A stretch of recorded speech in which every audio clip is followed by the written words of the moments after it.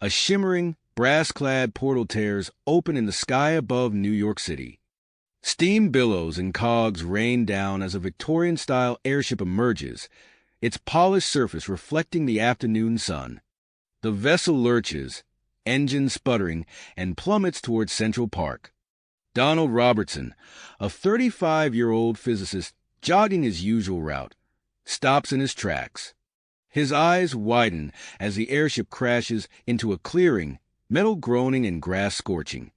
Without hesitation, he sprints towards a wreckage, heart pounding.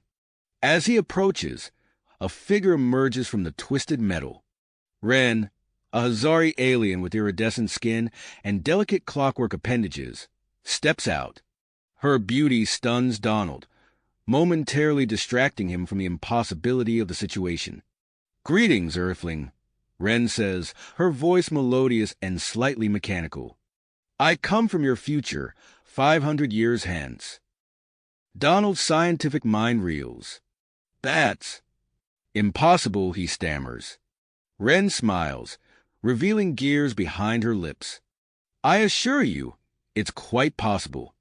In my time, humanity has merged with alien races and embraced steam-powered technology." To prove her point, Ren produces a small device from her Victorian-style dress. With a flick of her wrist, a nearby fallen branch ages rapidly, turning to dust in seconds. Donald's skepticism evaporates. "You can manipulate time?" "Locally, yes," Ren explains. "I've come seeking adventure and romance. My own time has grown. Tedious." Before Donald can respond, the sound of approaching vehicles cuts through the air. A team of government agents, led by a stern-faced man, rushes towards them. "We need to leave," Donald says, surprising himself with his sudden protectiveness. "Those men will want to take you in for questioning." Ren nods, her clockwork eyes whirring. "Lead the way." As they flee, the lead agent shouts, "Stop. This is Agent Thompson. We just want to talk." Ren turns, raising her time manipulation device. The agents slow to a crawl, their movements becoming sluggish and uncoordinated. Donald gapes at the display of power. "My apartment's nearby. We can hide there."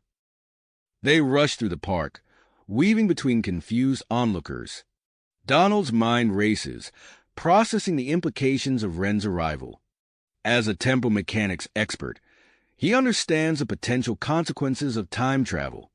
Safely inside his apartment, Ren immediately begins working on her damaged time travel device. Donald, both attracted to her and fascinated by the technology, offers his help. As they work side by side, Donald can't help but notice Ren's graceful movements and the way her skin shimmers in the lamplight. The air between them grows charged with unspoken tension. Meanwhile, across town, Agent Thompson enters a secure facility. He approaches a group of senior officials, his expression grave. "Sir, the temporal forecasting program was correct. An alien time traveler has arrived, exactly as predicted." The lead official nods solemnly. "You know what's at stake, Thompson. Capture her at all costs. The future of human history depends on it." As night falls over New York, Donald and Ren prepare to venture out for repair materials, unaware of the forces aligning against them. Their adventure has only just begun, and the fate of two timelines hangs in the balance. As night fell over New York, Donald and Ren prepared to venture out for repair materials. The city's familiar nighttime sounds filtered through the apartment windows, a stark contrast to the otherworldly presence of the time traveler beside him. "We need to be careful," Donald said, peering out the window. "Those agents could be anywhere." Ren nodded, her clockwork eyes whirring softly. "I can use my device to slow them if necessary, but it has limited power. We must be swift." They slipped out of the apartment building, sticking to shadows and less traveled streets. The nearby electronics store, usually a beacon of technology, now loomed as a potential trap. As they approached, Donald's scientific mind raced, cataloging the components they'd need to repair Wren's damaged time-travel device. The store's interior was dimly lit, rows of shelves creating a maze of circuitry and wires. Donald led Wren through the aisles, his expertise guiding their search. "This capacitor should work," he murmured, reaching for a small component. Suddenly, a harsh buzz filled the air. Red lights flashed, and metal shutters began descending over the exits. "The security system," Donald exclaimed, his heart racing. "Someone's activated it remotely." Wren's iridescent skin pulsed with anxiety. "The agents!" Donald nodded grimly. "Most likely. But I can bypass it." He hurried to a nearby terminal, fingers flying over the keyboard. Lines of code scrolled across the screen as he worked to override the system. Wren watched, fascinated by his quick thinking and skill. "Impressive," she said, her melodious voice tinged with admiration. With a final keystroke, Donald deactivated the security measures. The shutters retracted, and the alarm fell silent. "We don't have much time," he said. "Let's grab what we need and go." They moved swiftly through the store, gathering components. In the narrow aisles, their bodies brushed against each other, sending jolts of electricity through Donald. Wren's skin shimmered in the low light, captivating him. He found himself stealing glances at her, marveling at the seamless blend of biology and technology. As Wren reached for a delicate circuit board, her hand grazed Donald's. The touch lingered, neither pulling away immediately. Their eyes met, a moment of connection amidst the chaos. The spell was broken by the distant wail of sirens. Through the store's front windows, they spotted a convoy of black government vehicles approaching. "We need to leave now," Donald urged, grabbing the last of their supplies. They raced to the back of the store, slipping out through an emergency exit. As they emerged into an alley, Wren raised her time manipulation device. The air shimmered, and the shouts of pursuing agents became distorted and slow. "This way," Donald said, leading them through a maze of side streets. "We can't go back to my apartment. They'll be watching it." Wren nodded, her breath coming in quick, mechanical bursts. "Where can we go?" Donald's mind raced through options. "My university lab. We'll have access to more equipment there, and it's the last place they'd expect us to go." They made their way across the city, ducking into shadows whenever vehicles passed. The lab building loomed before them, a beacon of scientific pursuit now turned sanctuary. As they entered the physics department, a familiar voice called out, "Donald, what are you doing here so late?" Dr. Elena Vasquez, Donald's colleague and longtime rival, stood in the hallway, eyeing them suspiciously. Her gaze lingered on Wren, taking in her otherworldly appearance. Donald's mind scrambled for a plausible explanation. "Elena, this is Dr. Wren. She's a visiting researcher from abroad. We're working on a time-sensitive project and needed the lab facilities." Elena's eyes narrowed, clearly not entirely convinced. "At this hour? And why does she look so unusual?" Wren stepped forward, her clockwork limbs moving with fluid grace. "I suffer from a rare condition that affects my appearance. I assure you, Dr. Vasquez, our work is of utmost importance." Elena hesitated, then sighed. "Fine, but I'm staying to monitor your work. This is highly irregular." The trio entered the lab, tension palpable in the air. Donald and Wren set to work immediately, laying out the components they'd gathered. Elena watched from nearby, her scientific curiosity warring with her suspicion. As they worked, Donald found himself increasingly distracted by Wren's presence. The way her delicate clockwork fingers manipulated the intricate components, the soft whir of her internal mechanisms, the shimmering iridescence of her skin under the harsh lab lights, it all captivated him. Elena noticed their interactions, a flicker of jealousy crossing her face. She moved closer, peppering them with questions about their project. What exactly are you working on? This doesn't look like any technology I'm familiar with. Donald fumbled for an explanation, but Wren smoothly interjected. It's a prototype for a new type of temporal sensor. The principles involved are quite advanced. As the night wore on, progress on the device was steady but slow. Wren shared snippets of information about her world, painting a picture of a future where the lines between human, alien, and machine had blurred beyond recognition. In my time, she explained, her voice soft and melodious, relationships between species are commonplace. Technology has become an extension of our very beings.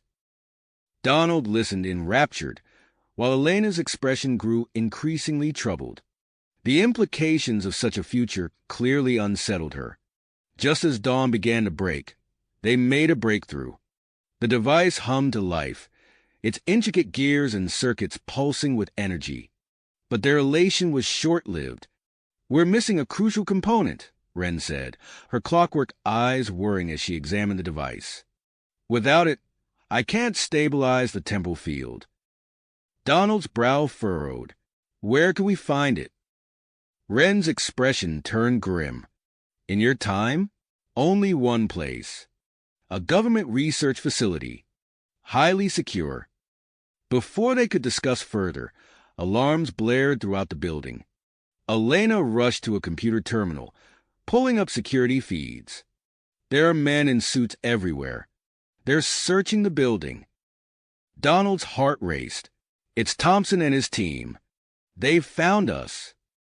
Wren raised her time manipulation device, but Donald gently lowered her hand. Save the power. We'll need it to escape.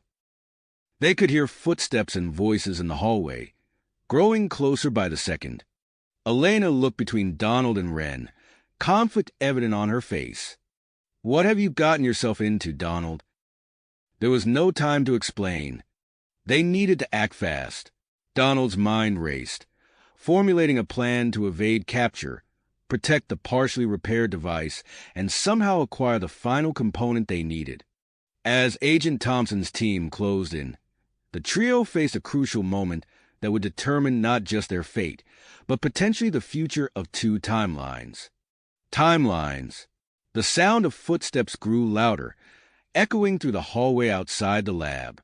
Donald's eyes darted between Wren and Elena, his mind racing. We need to move now, he whispered urgently. With practiced efficiency, they gathered the essential equipment and the partially repaired time device. Elena hesitated for a moment, her expression conflicted, before joining them in their hasty preparations. As the door handle began to turn, Donald led them to a hidden maintenance access panel in the far corner of the lab. He quickly input a code, and the panel slid open with a soft hiss. This way, he whispered, ushering Wren and Elena into the narrow opening. They slipped into the maintenance tunnel, just as the lab door burst open. Agent Thompson's voice echoed behind them, barking orders to his team. Donald sealed the panel, plunging them into darkness. The trio moved swiftly through the dimly lit passageways, their footsteps echoing softly off the concrete walls. Wren's iridescent skin cast a soft, otherworldly glow, illuminating their path and creating dancing shadows. The close quarters forced them to move in single file, with Donald leading the way, Wren in the middle, and Elena bringing up the rear. As they navigated the winding tunnels, Donald's awareness of Wren's presence behind him intensified. The occasional brush of her body against his sent shivers down his spine, the clockwork mechanisms beneath her skin humming softly in the silence. After what felt like an eternity of tense, claustrophobic movement, they emerged into the cool night air. Donald recognized their location immediately. They were near the university's botanical gardens. The gardens, he whispered, gesturing to the dense foliage ahead. We can use them for cover. They crept through the lush vegetation, the scent of night-blooming flowers filling the air. Suddenly, a crackle of static cut through the silence. They froze, listening intently. "Attention all units." Agent Thompson's voice came through a nearby security guard's radio. "The perimeter is sealed. No one gets in or out without authorization." Elena's face paled. "We're trapped." Donald's mind raced, searching for a solution. "We need a distraction," he muttered. Elena's eyes lit up with sudden grit. "I can create one," she said, her voice low. "The chemistry building isn't far. I can trigger a small, controlled reaction to draw their attention." Donald hesitated, torn between the need for a diversion and concern for his colleague's safety. "Elena, are you sure?" She nodded firmly. "It's our best chance. I'll meet up with you later if I can." Before Donald could protest further, Elena slipped away into the darkness. He watched her go, a knot of worry forming in his stomach. Left alone with Wren, Donald became acutely aware of their proximity. They huddled together in a secluded corner of the gardens, hidden by a cluster of large leaf plants.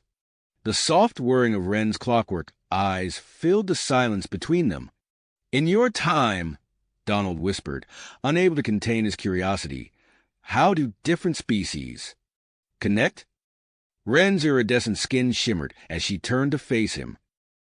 "Physical intimacy is viewed as essential in forming connections," she explained, her voice a melodious whisper. "It's a natural part of building relationships, regardless of species." Donald's heart raced at her words, a mix of excitement and nervousness coursing through him. Before he could respond, a series of small explosions erupted in the distance. Colorful plumes of smoke rose from the direction of the chemistry building. "Elena!" Donald breathed, a pang of guilt mingling with relief at the effectiveness of her distraction. They watched as security teams and government agents converged on the source of the commotion. Seizing their chance, Donald and Wren made a dash for the campus perimeter. As they ran, Wren raised her time manipulation device, creating localized fields of slowed time around any guards they encountered. They were within sight of the perimeter fence when Donald spotted a familiar figure being pursued by several agents. Elena ran desperately, her lab coat billowing behind her. Donald skidded to a halt, his instinct to help his colleague warring with the urgency of their escape. "We have to help her," he said, turning back. Wren grasped his arm, her touch sending a jolt through him. "Donald," she said, her clockwork eyes whirring intently, "we must obtain the final component. The fate of 2 timelines hangs in the balance."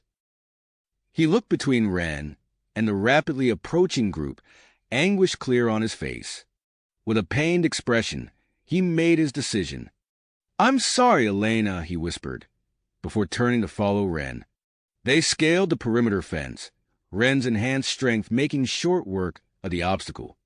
Once on the other side, Donald led them to a nearby parking garage where he kept a motorcycle for emergencies. As they sped away from the campus, Wren's arms wrapped tightly around Donald's waist. The wind whipped past them, carrying the fading sounds of sirens. Donald's mind raced, filled with worry for Elena, excitement at their narrow escape, and an undeniable attraction to the alien woman pressed against his back. After putting some distance between themselves and the university, Donald guided the motorcycle to a small, nondescript motel on the outskirts of the city. They checked in posing as a couple, the deception adding another layer to the tension between them. Inside the cramped motel room, Donald and Wren began to plan their next move. Wren used her advanced knowledge to create a holographic projection of the government research facility, the blue light casting ethereal patterns across the room. "The component we need is likely kept here," Wren said, indicating a heavily secured area of the hologram. As they leaned in to study the projection, their bodies brushed against each other. Donald felt a surge of heat at the contact, Wren's earlier words about intimacy echoing in his mind. Outside, a black SUV pulled into the motel parking lot. Agent Thompson stepped out, a determined expression on his face as he surveyed the area. In his hand, he held a device that pulsed with an eerie green light. tracking the unique energy signature of Wren's alien technology. Inside the motel room, oblivious to the approaching danger, Donald and Wren continued to plan their infiltration of the research facility. The air between them charged with unpurposed tension and the weight of their impossible mission. As they pored over the holographic projection, the closeness of their bodies and the intensity of their shared purpose heightened the tension between them. Night fell, and exhaustion began to set in. Donald glanced at the single bed in the cramped motel room, then back at Wren. "I'll take the floor," he offered, trying to ignore the quickening of his pulse. Wren's clockwork eyes whirred as she studied him. "In my time, such accommodations are unnecessary. We can share." Donald's breath caught in his throat as Wren moved closer, her iridescent skin shimmering in the dim light. He felt drawn to her, captivated by her alien beauty and the connection that had been growing between them. As if pulled by an invisible force, their bodies came together. Donald's hand traced the smooth contours of Wren's face, feeling the subtle vibrations of her internal mechanisms. Their lips met, and a surge of electricity seemed to pass between them. What followed was unlike anything Donald had ever experienced. Wren's alien physiology responded to his touch in ways he could never have imagined. Her skin glowed brighter with each caress, bathing the room in a soft, otherworldly light. The whirring of her clockwork components increased in tempo, matching the racing of Donald's heart. As they moved together, time seemed to slow and stretch, much like Wren's temporal manipulations. Every sensation was heightened, every touch electric. Donald lost himself in the experience, marveling at the perfect fusion of organic and mechanical that was Wren's body. In the afterglow, they lay tangled together, the soft hum of Wren's internal systems a soothing melody. Donald's mind, however, soon returned to the pressing matter at hand. "We need to refine our plan for the facility," he said, propping himself up on one elbow. Wren nodded, her expression serious once more. "I can use my temporal abilities to slow time around us, allowing us to move undetected." Donald considered this. "Good. And I can use my university credentials for initial access. We'll pose as visiting researchers." As dawn broke, they gathered their equipment, carefully concealing the partially repaired time device in a backpack. Just as they were about to leave, the sound of vehicles pulling into the parking lot caught their attention. Donald peered through the curtains, his heart sinking. "It's Thompson and his team. They've found us." Wren's eyes whirred as she assessed the situation. "We'll use my abilities. Are you ready?" At Donald's nod, Wren activated her time manipulation. The world around them seemed to slow to a crawl. They moved swiftly through the motel, past agents who appeared to be moving in slow motion. Once clear of the motel, Wren returned time to its normal flow. They hurried to the nearby metro station, blending in with the morning commuters. On the subway, a news report caught their attention. Manhunt continues for an alien fugitive and her human accomplice. Donald and Wren exchanged worried glances. Their escape had made national news. "We need to change our appearance," Donald whispered. At the next stop, they exited and found a small clothing store. Donald quickly purchased new outfits, including a hat and sunglasses for Wren. They changed in a secluded area of a nearby park. As Donald helped Wren adjust her hat, their bodies brushed against each other. The memory of their night together flared to life, and they shared a brief, intense kiss before forcing themselves to refocus on the mission. Disguised and refocused, they made their way to the government research facility. As they approached, Donald's heart sank. Security had been significantly increased, with doubled guard patrols and new scanning equipment at every entrance. "Our original plan won't work," Donald muttered, scanning the area. Suddenly, he spotted a familiar face. Dr. Marcus Phillips, a former colleague from the university. An idea formed in Donald's mind. "Wren," he whispered, "I know that man. He has high-level clearance. If I can convince him to help us, we might have a chance. Wren nodded, her clockwork eyes assessing the situation. It's risky, but it may be our best option. Donald approached Dr. Phillips, calling out in a friendly tone. Marcus, what a surprise to see you here. Dr. Phillips turned, his expression a mix of surprise and wariness. Donald, what are you doing here? Thinking quickly, Donald launched into an explanation. I'm working on a breakthrough project. This is my research assistant, he gestured to Wren. We need access to some specialized equipment. I was hoping you might be able to help us out. Dr. Phillips hesitated, his scientific curiosity piqued. What kind of project? As Donald spun a convincing tale of cutting-edge research, Wren subtly used her abilities to mask their true nature from the security scanners. Dr. Phillips, intrigued by the potential breakthrough, agreed to escort them inside. Once in Dr. Phillips's lab, Donald and Wren began their search for the final component, maintaining their cover as they worked. The tension in the air was palpable as they scanned the equipment, hoping to spot what they needed. Suddenly, alarms blared throughout the facility. Donald's blood ran cold as he realized what was happening. Agent Thompson's team had tracked them down. What's going on? Dr. Phillips demanded, his earlier suspicion returning. Before Donald could respond, the facility went into full lockdown. They were trapped in the lab as security forces began their systematic sweep of the building. Donald and Wren exchanged desperate looks. They had found themselves in their most precarious situation yet, trapped in a secured government facility with a suspicious scientist surrounded by advancing security forces, and still lacking the crucial component they needed. As the sound of heavy boots approached the lab, Donald's mind raced. They needed to find the component, evade capture, and escape the facility, all while dealing with the increasingly wary Dr. Phillips. The success of their mission and their very freedom hung in the balance as they faced a seemingly insurmountable challenge. The sound of heavy boots grew louder, echoing through the hallways outside the lab. Donald's eyes darted around the room, searching desperately for a way out. Suddenly, his gaze landed on a ventilation shaft near the ceiling. There, he whispered urgently to Wren and Dr. Phillips. We might be able to escape through the ventilation system. Dr. Phillips, his face pale with the realization of his predicament, nodded reluctantly. I'll help you, he said, his voice trembling slightly. But we need to move fast. As they hurried to remove the grate covering the shaft, Wren turned towards the lab door. Her clockwork eyes whirred intensely as she focused her temporal abilities on the approaching security team.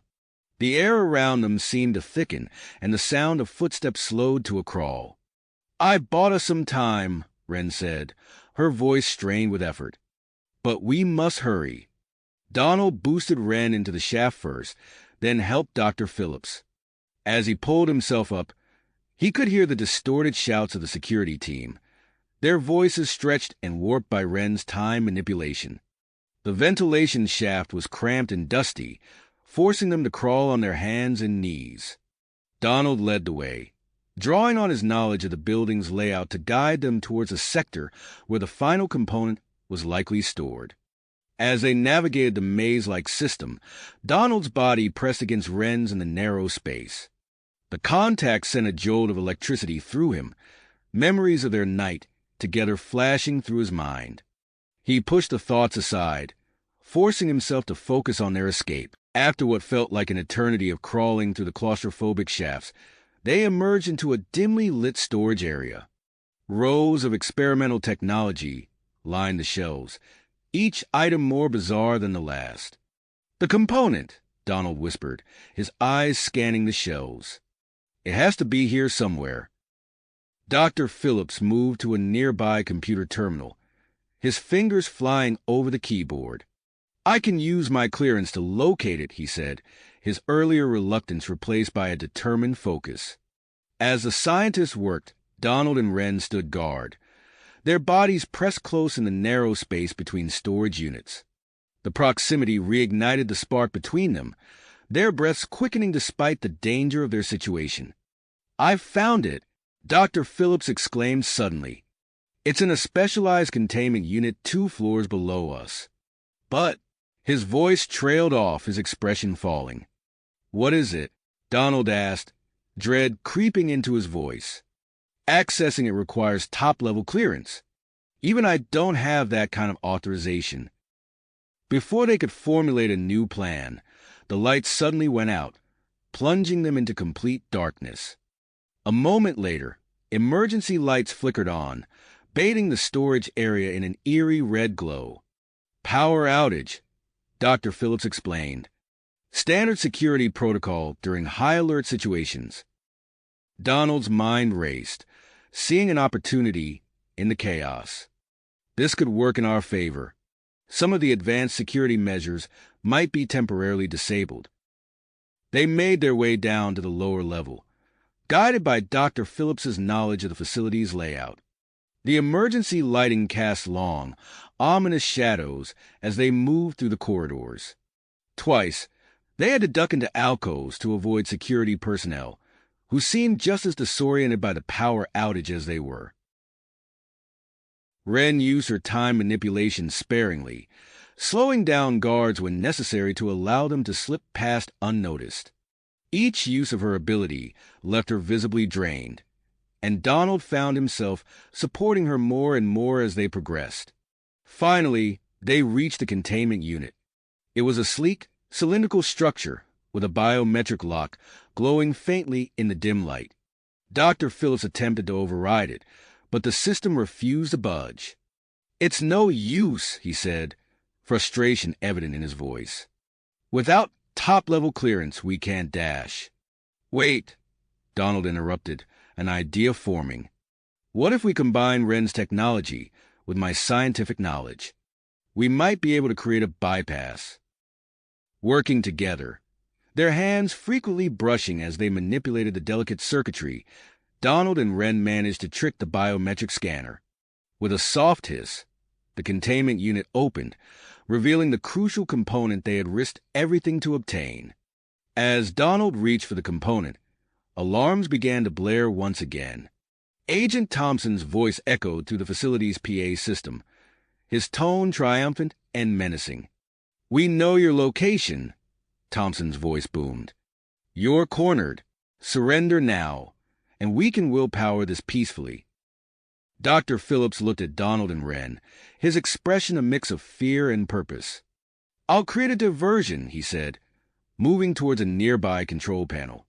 "You two need to get out of here with that component." Before they could protest, Dr. Phillips triggered the fire suppression system. Thick, obscuring foam began to fill the corridors, creating chaos and confusion. "Go!"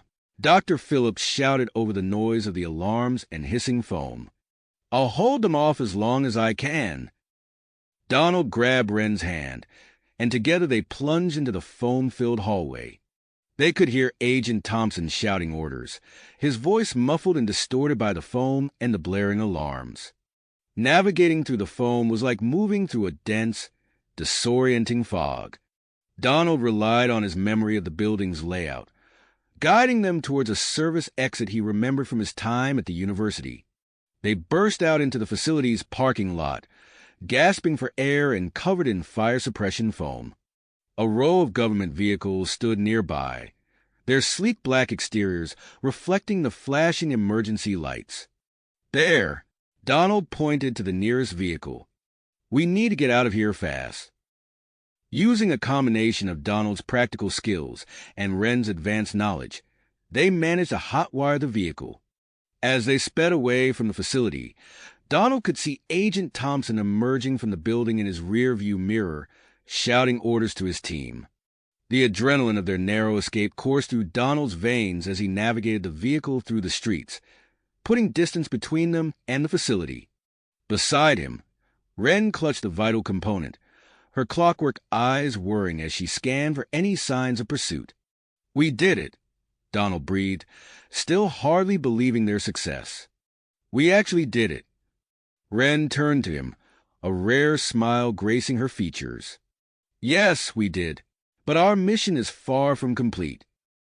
As they drove into the night, now fugitives with a nationwide manhunt likely forming behind them, Donald knew that the most challenging part of their journey still lay ahead.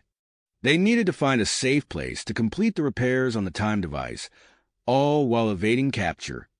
The weight of their situation settled over them, but as Donald glanced at Wren, he felt a surge of commitment. Whatever challenges lay ahead, they would face them together. Together, whatever challenges lay ahead, they would face them as a team. As they sped through the night-shrouded streets, Donald's mind raced with possibilities. They needed a safe place to complete the repairs on the time device, somewhere off the grid and away from prying eyes. Suddenly, a memory flickered to life in Donald's mind. "I know a place," he said, his voice tight with excitement. "An abandoned warehouse on the outskirts of the city. I used it for a research project years ago. It should be perfect." Wren nodded, her clockwork eyes scanning the road ahead. "Lead the way." Donald navigated through a maze of back streets and industrial zones, finally pulling up to a dilapidated structure.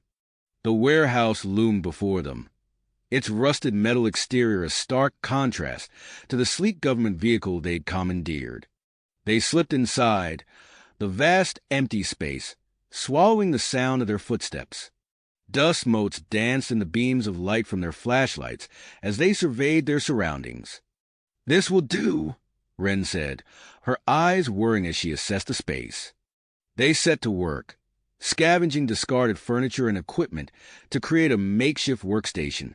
Donald's heart quickened as Wren brushed against him in the confined space, the air between them charged with unspoken tension. Carefully, they unpacked the time device and the newly acquired component. Donald's hands trembled slightly as he began the delicate process of integration. Suddenly, a shower of sparks erupted from the device, forcing them both to jump back. "The energy signatures are incompatible," Donald muttered, frustration evident in his voice. "We need a stabilizing element." Wren frowned, her metallic fingers tracing the outline of the device. "Do you have anything in mind?" Donald's eyes lit up as a memory surfaced. "There's a rare mineral I studied at the university. It could act as a perfect stabilizer. But," he trailed off, the implication sinking in.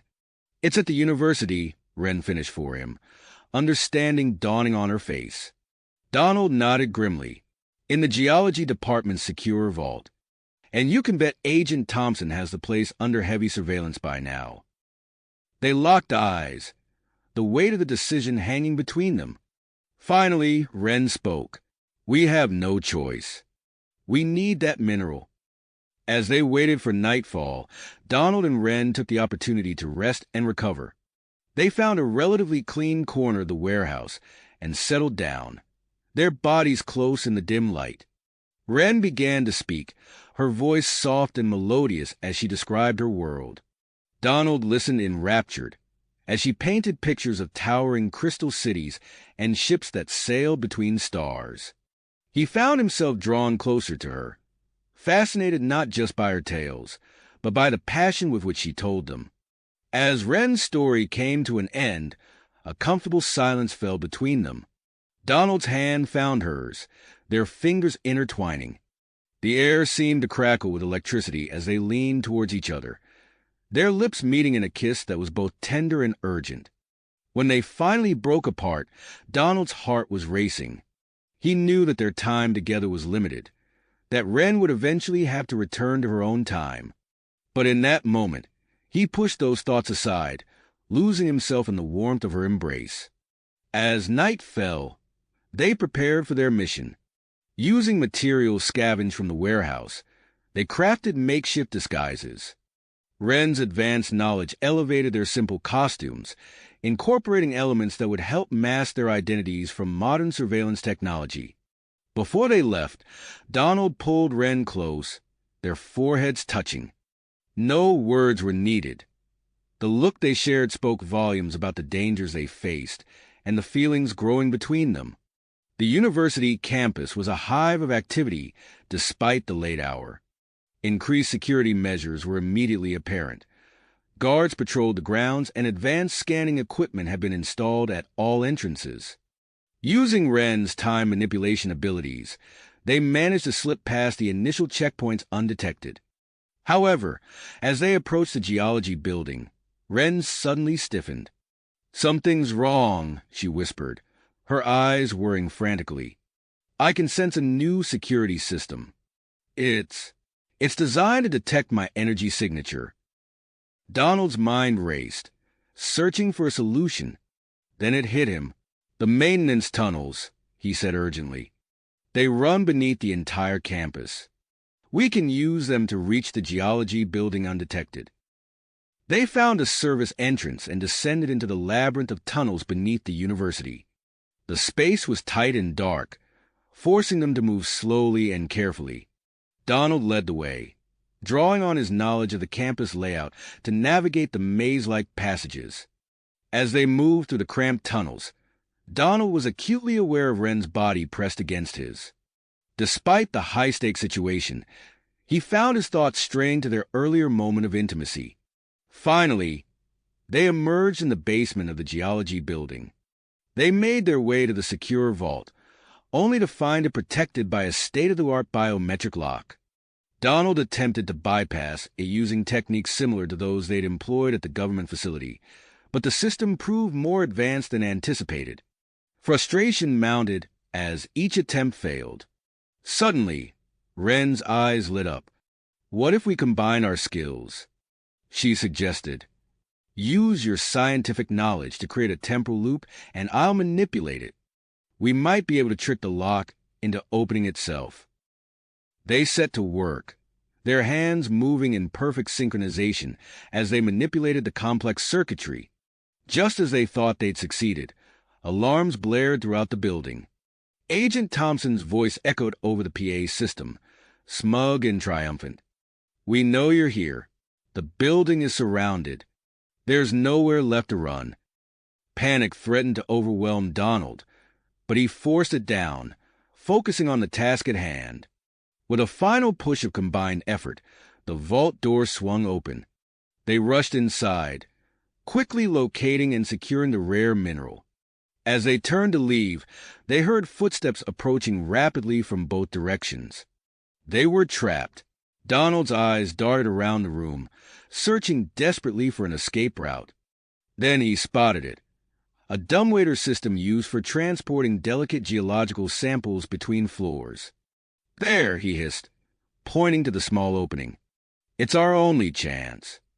They squeezed into the tight space, their bodies pressed tightly together as Donald activated the mechanism.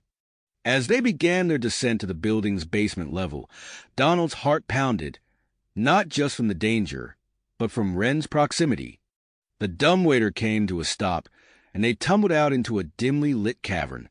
They had emerged into the university's extensive cave system, used for geological studies.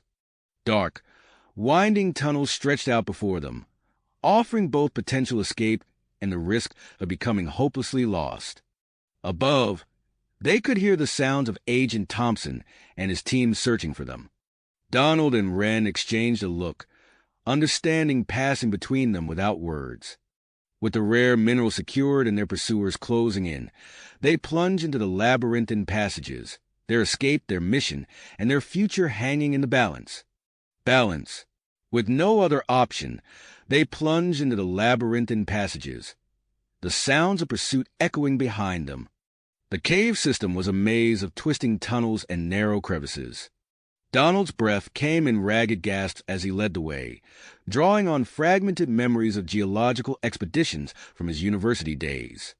Wren followed close behind, her clockwork eyes whirring as they adjusted to the dim light. "Watch your step," Donald warned as they navigated a particularly treacherous section. The ground beneath their feet was slick with moisture, and loose rocks threatened to betray their position with every movement. As they pressed deeper into the cave network, the tunnels grew tighter, forcing them to squeeze through narrow gaps. Donald felt Wren's body pressed against his, her synthetic skin warm to the touch. Despite the urgency of their situation, He couldn't help but be acutely aware of her proximity. Their path soon opened into a vast underground chamber.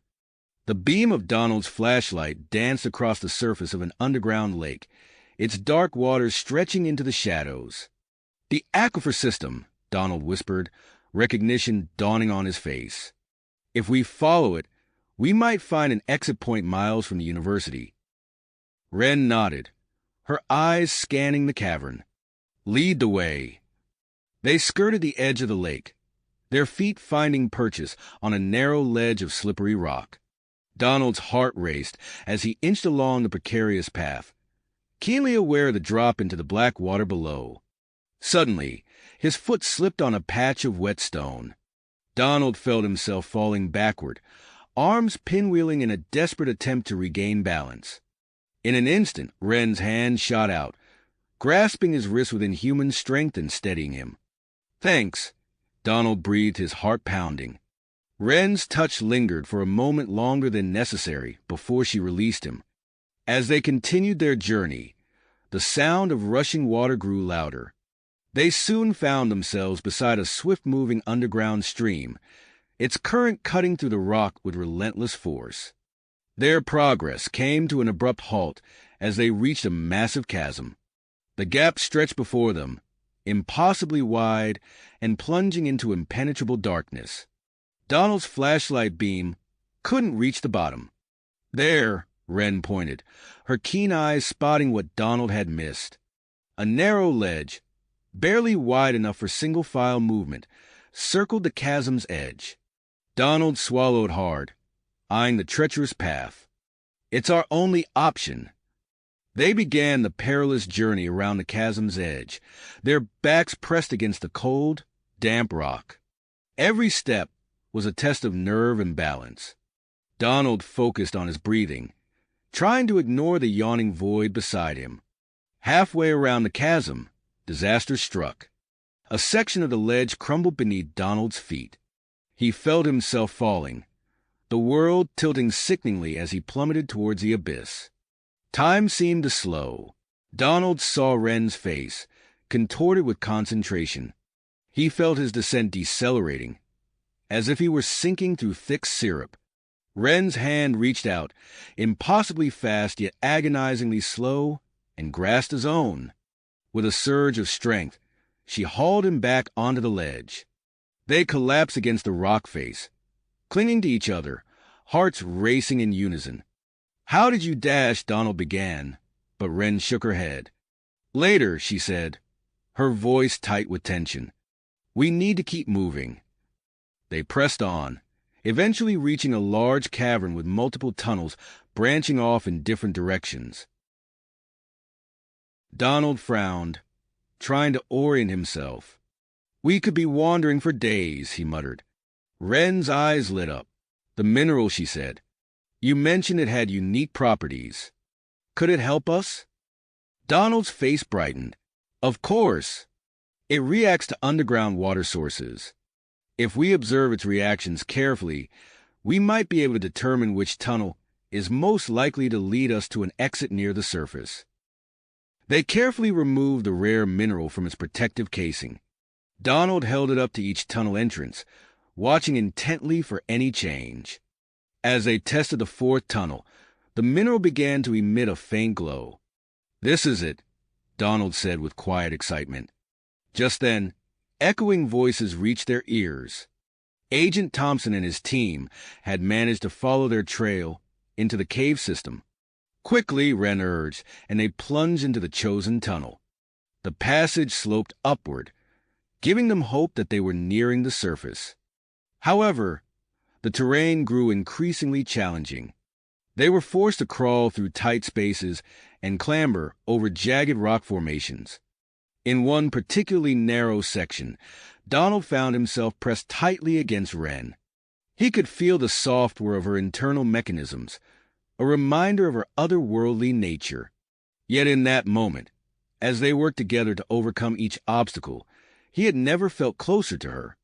After what seemed like hours of grueling progress, Donald felt a faint stirring of air against his cheek. "Do you feel that?" he whispered. Wren nodded, her eyes gleaming with hope. A breeze. We must be close to an exit. The tunnel opened into a small chamber with a vertical shaft stretching upward. Filtered sunlight spilled down from above, confirming they had indeed found a way out. However, the shaft walls were smooth and steep, offering no obvious means of ascent. Donald's mind raced, considering and discarding ideas. Then, a spark of inspiration struck. He turned to Ren, his eyes alight with possibility. "Your time manipulation abilities," he said. "If you can slow time around us, and we time our movements just right, we might be able to scale this shaft." Ren considered for a moment, then nodded. "It's worth attempting." They began their unconventional climb, Ren manipulating the flow of time as Donald calculated each jump and handhold. Slowly, painstakingly, they made their way up the shaft. As they neared the top, voices drifted down from above. Agent Thompson and his team had anticipated their escape route and were waiting at the exit. Donald and Ren froze, mere feet from freedom, yet impossibly far from safety. In the tense silence, Ren turned to Donald, her expression unreadable. "There's something you should know," she began, her voice barely above a whisper.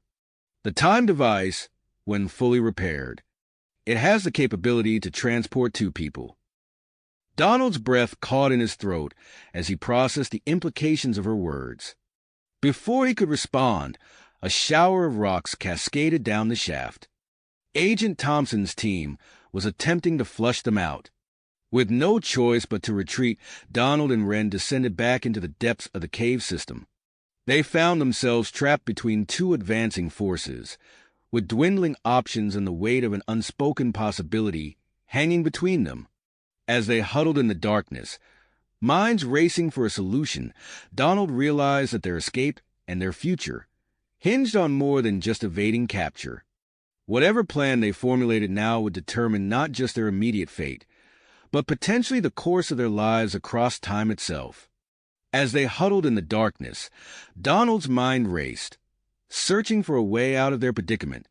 Suddenly, a memory surfaced, an old mining tunnel he'd once studied during his university days.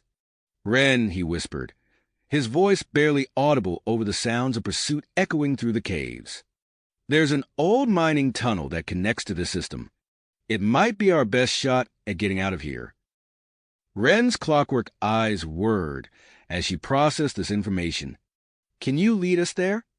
Donald nodded, then hesitated. "It's risky.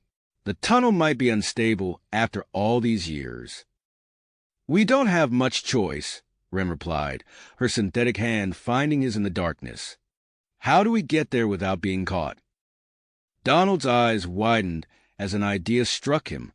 "Your time manipulation abilities. If you can slow down time around us, we might be able to move quickly and quietly enough to avoid detection." Ren considered for a moment, then nodded. "I can do it, but it will drain my energy reserves. We'll need to move fast." With a subtle gesture from Ren, the world around them seemed to slow to a crawl. The echoing footsteps of their pursuers became drawn out, each sound stretched like taffy. Donald and Ren moved with purposeful haste, their movements a stark contrast to the molasses-like world around them. They navigated through narrow passages, squeezing through tight crevices and scrambling over jagged rocks. The confined spaces forced them into constant physical contact, Donald acutely aware of Ren's body pressed against his as they maneuvered through the treacherous terrain. After what felt like hours, but was likely only minutes in real time, they reached a section of the cave that looked different from the rest. The natural rock formations gave way to rough-hewn walls, clear signs of human intervention. "This is it," Donald breathed, his voice sounding strange in the time-altered environment. "The old mining tunnel." As they entered the tunnel, Ren released her hold on time. The sudden return to normal speed was jarring, and they stumbled, catching themselves against the walls. The tunnel was in worse shape than Donald had feared. Support beams groaned ominously, and loose rocks skittered down from the ceiling. They pressed on, acutely aware of the unstable nature of their surroundings. Every step was a calculated risk, every sound a potential harbinger of collapse. Halfway through the tunnel, disaster struck. A massive cave-in blocked their path, a wall of debris and fallen rock sealing off their escape route. Donald's heart sank, but his scientific mind was already working on a solution. He turned to Ren, his eyes alight with a dangerous idea. "The rare mineral we acquired," he said, pulling it from his pocket. "If we combine it with your advanced technology, we might be able to create a control vibration. It could clear the obstruction without causing a full collapse." Ren's eyes widened. "It's risky, but it might work. We'll need to be precise." They set to work, Donald using his knowledge of geology and physics to calculate the exact frequency needed, while Ren interfaced with the mineral using her advanced systems. The close quarters and the delicate nature of their task forced them into intimate proximity. Donald could feel the warmth of Ren's synthetic skin, smell the faint ozone scent that clung to her. Despite the danger of their situation, he found himself increasingly distracted by her presence. As they made the final adjustments, their eyes met. For a moment, the world seemed to fall away, the danger forgotten. Then, with a shared nod, they activated their makeshift device. A low hum filled the air, growing in intensity. The rocks before them began to tremble, then shift. Dust and small debris rained down around them as the obstruction slowly cleared. Just as it seemed their plan had worked perfectly, a booming voice echoed through the tunnel. "This is Agent Thompson. We know you're in there. Surrender now." Their success had drawn the attention of their pursuers. With no time to lose, Donald and Ren scrambled through the newly cleared passage. The tunnel exit loomed ahead, a rectangle of faint light, growing larger with each step. They burst out into the open air, finding themselves in an abandoned quarry. The sudden brightness was disorienting after the darkness of the caves. As their eyes adjusted, they became aware of a commotion nearby. A group of environmental activists had gathered at the quarry's edge, protesting its potential reopening. Signs waved and chants filled the air. Donald grabbed Ren's hand, pulling her towards the crowd. "Blend in," he hissed. "It's our best chance." They merged with the protesters, just as Agent Thompson and his team emerged from the tunnel. The agent's eyes scanned the crowd, searching for their quarry. The presence of civilians and the media complicated their pursuit, forcing them to move cautiously. Using the confusion to their advantage, Donald and Ren slowly made their way to the edge of the gathering. A bus station stood a short distance away, a beacon of hope. They broke into a run, reaching the station just as a long-distance bus was preparing to depart. They boarded quickly, finding seats near the back.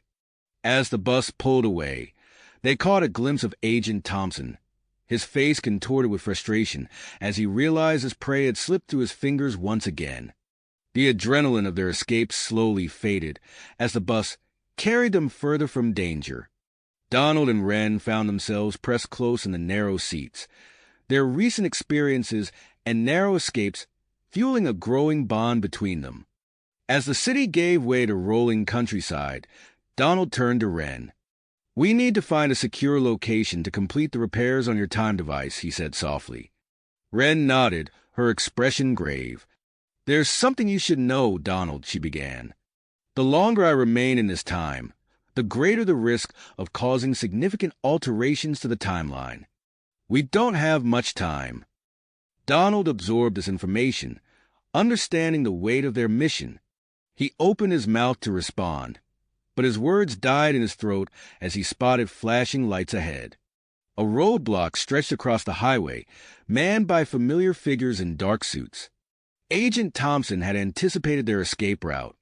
Donald's mind raced, searching for a solution. His eyes fell on the emergency exit at the rear of the bus. He leaned close to Ren, his lips nearly brushing her ear. "When I give the signal, use your time manipulation. We're getting off this bus." As the bus slowed for the checkpoint, Donald nodded to Wren. Time seemed to stretch around them as they moved with careful haste to the emergency exit. In a fluid motion, they pushed it open and slipped out onto the road, unnoticed by the other passengers or the agents ahead. They found themselves on foot in unfamiliar territory as the bus continued on, carrying with it the belief that they were still aboard. The night air was cool against their skin as they surveyed their surroundings. "We need to find another way to travel," Donald said, his eyes scanning the horizon. "And fast." As if in answer to his words, a small airfield came into view in the distance, its runway lights a beacon in the pre-dawn darkness. Donald and Wren exchanged a look, a silent understanding passing between them. Their next move would be their boldest yet, commandeering a small aircraft. As they set off towards the airfield, the weight of their choices hung heavy in the air. The immediate danger of capture, the long-term consequences of Wren's presence in this time, and the undeniable connection growing between them all swirled together, creating a potent mixture of urgency and emotion. With each step towards the airfield, they moved closer to their next challenge and possibly their final escape. The looming question remained unspoken between them. If they succeeded in repairing the time device, what would it mean for their future, both individually and together? Together, the unspoken question hung between them as the bus rumbled on into the night. Their brief respite was shattered as flashing lights appeared on the horizon. Donald's heart sank as he recognized the telltale signs of a roadblock ahead. Agent Thompson had anticipated their escape route with uncanny precision. "Wren," Donald whispered urgently, his lips barely moving. "We need to get off this bus. Now." Wren nodded almost imperceptibly, her clockwork eyes whirring as she assessed the situation. "I can slow time around us," she murmured, "but it will drain my energy reserve significantly." "Do it," Donald replied, his eyes fixed on the approaching checkpoint. As the bus began to slow, Wren activated her time manipulation abilities. The world around them seemed to stretch and blur, movements becoming languid and drawn out. With practiced ease born of their recent escapes, Donald and Wren moved in unison towards the emergency exit at the rear of the bus. Donald's fingers found the release mechanism, and with a gentle push, the door swung open. The cool night air rushed in, a stark contrast to the stuffy interior of the bus. Without hesitation, they slipped out onto the road, their movements fluid and precise in the time-altered world. As soon as their feet touched the asphalt, Wren released her hold on time. The sudden snap back to normal speed was disorienting, and they stumbled slightly before regaining their balance. The bus continued on its journey, carrying with it the illusion of their presence. They found themselves on a deserted stretch of highway, surrounded by rolling countryside. The distant sound of voices and car engines from the roadblock spurred them into action. They needed to find alternative transportation and fast. As if in answer to their unspoken need, a small airfield came into view, its runway lights piercing the pre-dawn darkness. Donald and Wren exchanged a look of shared understanding. Their next move would be their boldest yet. They approached the airfield cautiously as the first rays of sunlight began to paint the sky. From the cover of nearby bushes, they surveyed the facility. It appeared to be a private aviation club, with a handful of small planes and helicopters dotting the tarmac. Security was minimal. A single guard at the main gate, and a few early morning staff members going about their routines. Donald's eyes were drawn to a small two-seater propeller plane near the edge of the tarmac. He turned to Wren, his voice low but tinged with excitement. "That's our ticket out of here. I've never actually flown a plane, but my understanding of physics and aerodynamics should be sufficient for basic flight operations." Wren raised an eyebrow, her expression a mixture of doubt and amusement. "Should be sufficient? That's not exactly reassuring, Donald." "It's our best option," he countered. "Besides, I'm sure your advanced technology can help smooth out any rough edges in my piloting skills." Wren nodded, her fingers already moving in complex patterns as she interfaced with her internal systems. I can create a temporary communications blackout, she said. It should provide enough of a distraction for us to reach the aircraft. As Wren activated her technological interference, the effect was immediate. Radios crackled with static, and the guard at the gate began fiddling with his earpiece. Taking advantage of the confusion, Donald and Wren darted across the tarmac, their footsteps muffled by the general commotion. They reached the plane without incident, only to find it securely locked. Donald cursed under his breath, but Wren was already moving.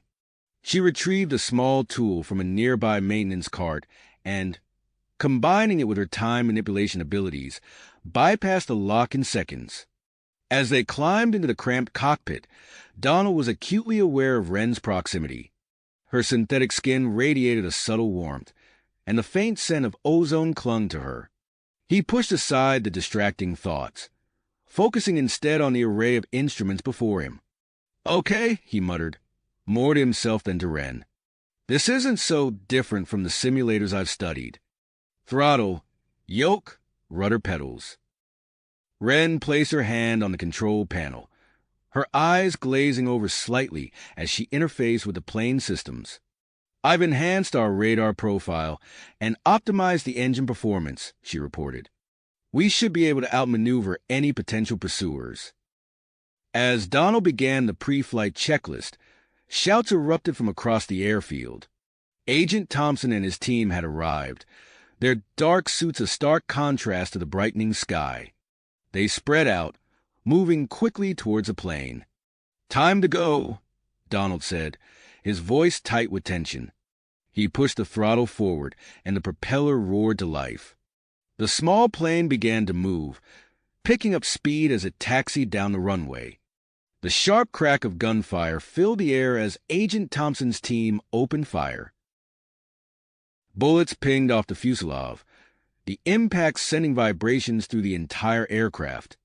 Wren closed her eyes in concentration, creating a temporal bubble around the plane. The incoming projectile slowed to a crawl, giving Donald the precious seconds needed to get airborne. The plane lifted off just as they reached the end of the runway, the wheels barely clearing the perimeter fence. Donald's knuckles were white as he gripped the yoke, his entire body tense as he fought to keep the aircraft stable. "We did it," he breathed, allowing himself a moment of relief. But his elation was short-lived as Wren pointed to a spot behind them. "We've got company," she said grimly. In the distance, another plane was taking off from the airfield. Even from this distance, Donald could make out Agent Thompson's determined face in the cockpit. As they gained altitude, Donald realized they needed a plan. They couldn't keep flying indefinitely, especially with Thompson in pursuit. They needed a place to land and complete the repairs on Wren's time device.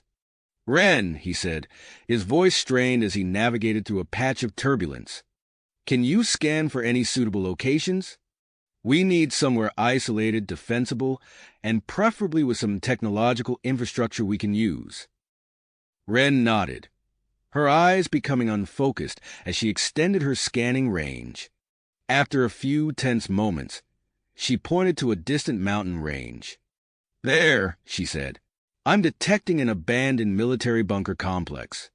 It should have the resources we need to finish the repairs." Donald adjusted their course, aiming for the mountains. As they approached, the turbulence increased, the small plane bucking and shuddering in the unstable air currents. Donald's limited piloting skills were pushed to their limits as he fought to maintain control. Wren placed her hand on Donald's arm, and suddenly the air around them seemed to thicken. The turbulence smoothed out, the plane's movements becoming more stable. Donald shot her a grateful look, but he could see the strain on her face as she manipulated time around them. "Save your energy," he said. "We're going to need it for what comes next." As they neared the mountains, Donald made a split-second decision. Agent Thompson's plane was closing in, and they needed to lose him. With a sharp intake of breath, Donald banked the plane towards a narrow mountain pass. "Donald," Wren said, her voice tense, "are you sure about this? Not even slightly, he replied through gritted teeth. But it's our best chance. They entered the pass, the rocky walls looming impossibly close on either side. Donald's world narrowed to the yoke in his hands and the small patch of sky ahead. Every minor adjustment sent the wingtips perilously close to the jagged stone. Behind them, Thompson's plane pulled up, unable to follow them through the treacherous passage. As they emerged from the other side, both Donald and Wren let out breaths they hadn't realized they were holding. The bunker complex came into view, a series of squat, concrete structures nestled into the mountainside. But their relief was short-lived as warning lights began to flash across the control panel. "We're losing engine power," Donald announced, fighting to keep his voice calm. "The strain of the flight and the damage from takeoff, we're not going to make it to the landing strip." Wren's eyes widened as she took in the rapidly approaching ground.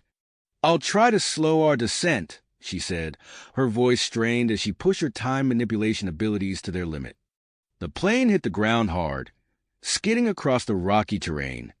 Donald and Wren were thrown against each other, the impact knocking the breath from their lungs. Metal screamed and tore as the aircraft finally came to a stop mere yards from the bunker's entrance. For a moment, all was silent except for the ticking of cooling metal and their ragged breathing. Then, with a shared look of commitment, Donald and Wren extricated themselves from the wreckage. Supporting each other, they stumbled towards the bunker entrance, acutely aware that their time was running short. As they reached the heavy metal door of the complex, Wren turned to Donald, her expression grave. "We need to complete the repairs quickly," she said. "My presence here is causing more damage to the timeline with each passing moment." Donald nodded, his mind already racing with calculations and plans. As they pushed open the door and stepped into the dim interior of the bunker, he couldn't help but feel that they were on the cusp of something momentous. Whatever challenges lay ahead, they would face them together, with the fate of time itself hanging in the balance. Balance. Their eyes met briefly, a silent acknowledgement of the challenges that lay ahead. As they approached the entrance of the bunker, Donald's heart sank. The massive steel doors loomed before them, sealed tight against the ravages of time and nature. He ran his hand along the cold metal surface, searching for any weakness or access point. "It's no use," he muttered, frustration evident in his voice. "These doors are built to withstand a nuclear blast. We're not getting through them without heavy equipment."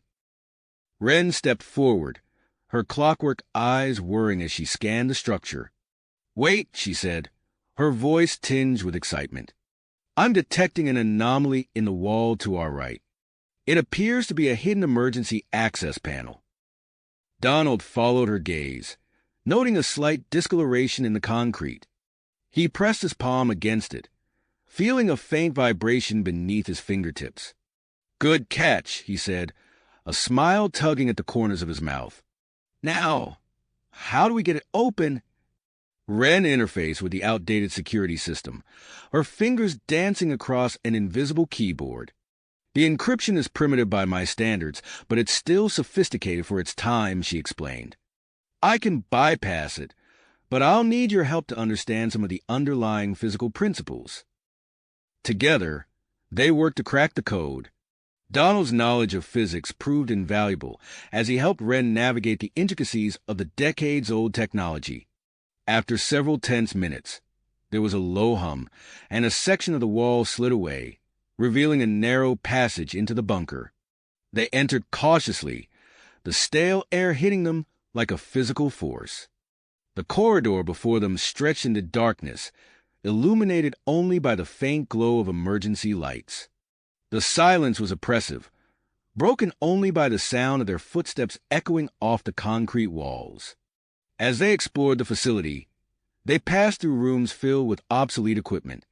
Dust-covered computers and mysterious machines lined the walls, their purposes lost to time. Donald couldn't help but feel a sense of awe at the history surrounding them. "Look," Wren said, pointing ahead. "That room appears to be some kind of laboratory." They entered the spacious chamber, taking in the array of instruments and power sources scattered throughout. Donald's mind raced with possibilities. "This is perfect," he said, already moving to clear a workspace. "We should be able to complete the repairs here." Wren nodded, her attention focused on a nearby control panel. With a touch of her hand, the room hummed to life, lights flickering on and machines whirring as they awoke from their long slumber. As they set to work on the time device, Donald couldn't shake the feeling that they were racing against an invisible clock. His suspicions were confirmed when a distant sound reached his ears, the rhythmic thump of helicopter blades cutting through the air. "Thompson," he said, his voice tight. "He's found us." Wren's hands moved faster, her movements becoming a blur as she pushed her abilities to the limit. "We need to hurry," she said, her voice strained. "I've encountered a problem with the energy matrix. It requires a specific type of power source to stabilize." Donald's mind raced, recalling the layout of the bunker they had explored earlier. "The nuclear generator," he said suddenly. "I saw one in the lower levels. It might have what we need." Wren looked up, concern evident in her eyes. "It's too dangerous. The lower levels could be unstable after all this time."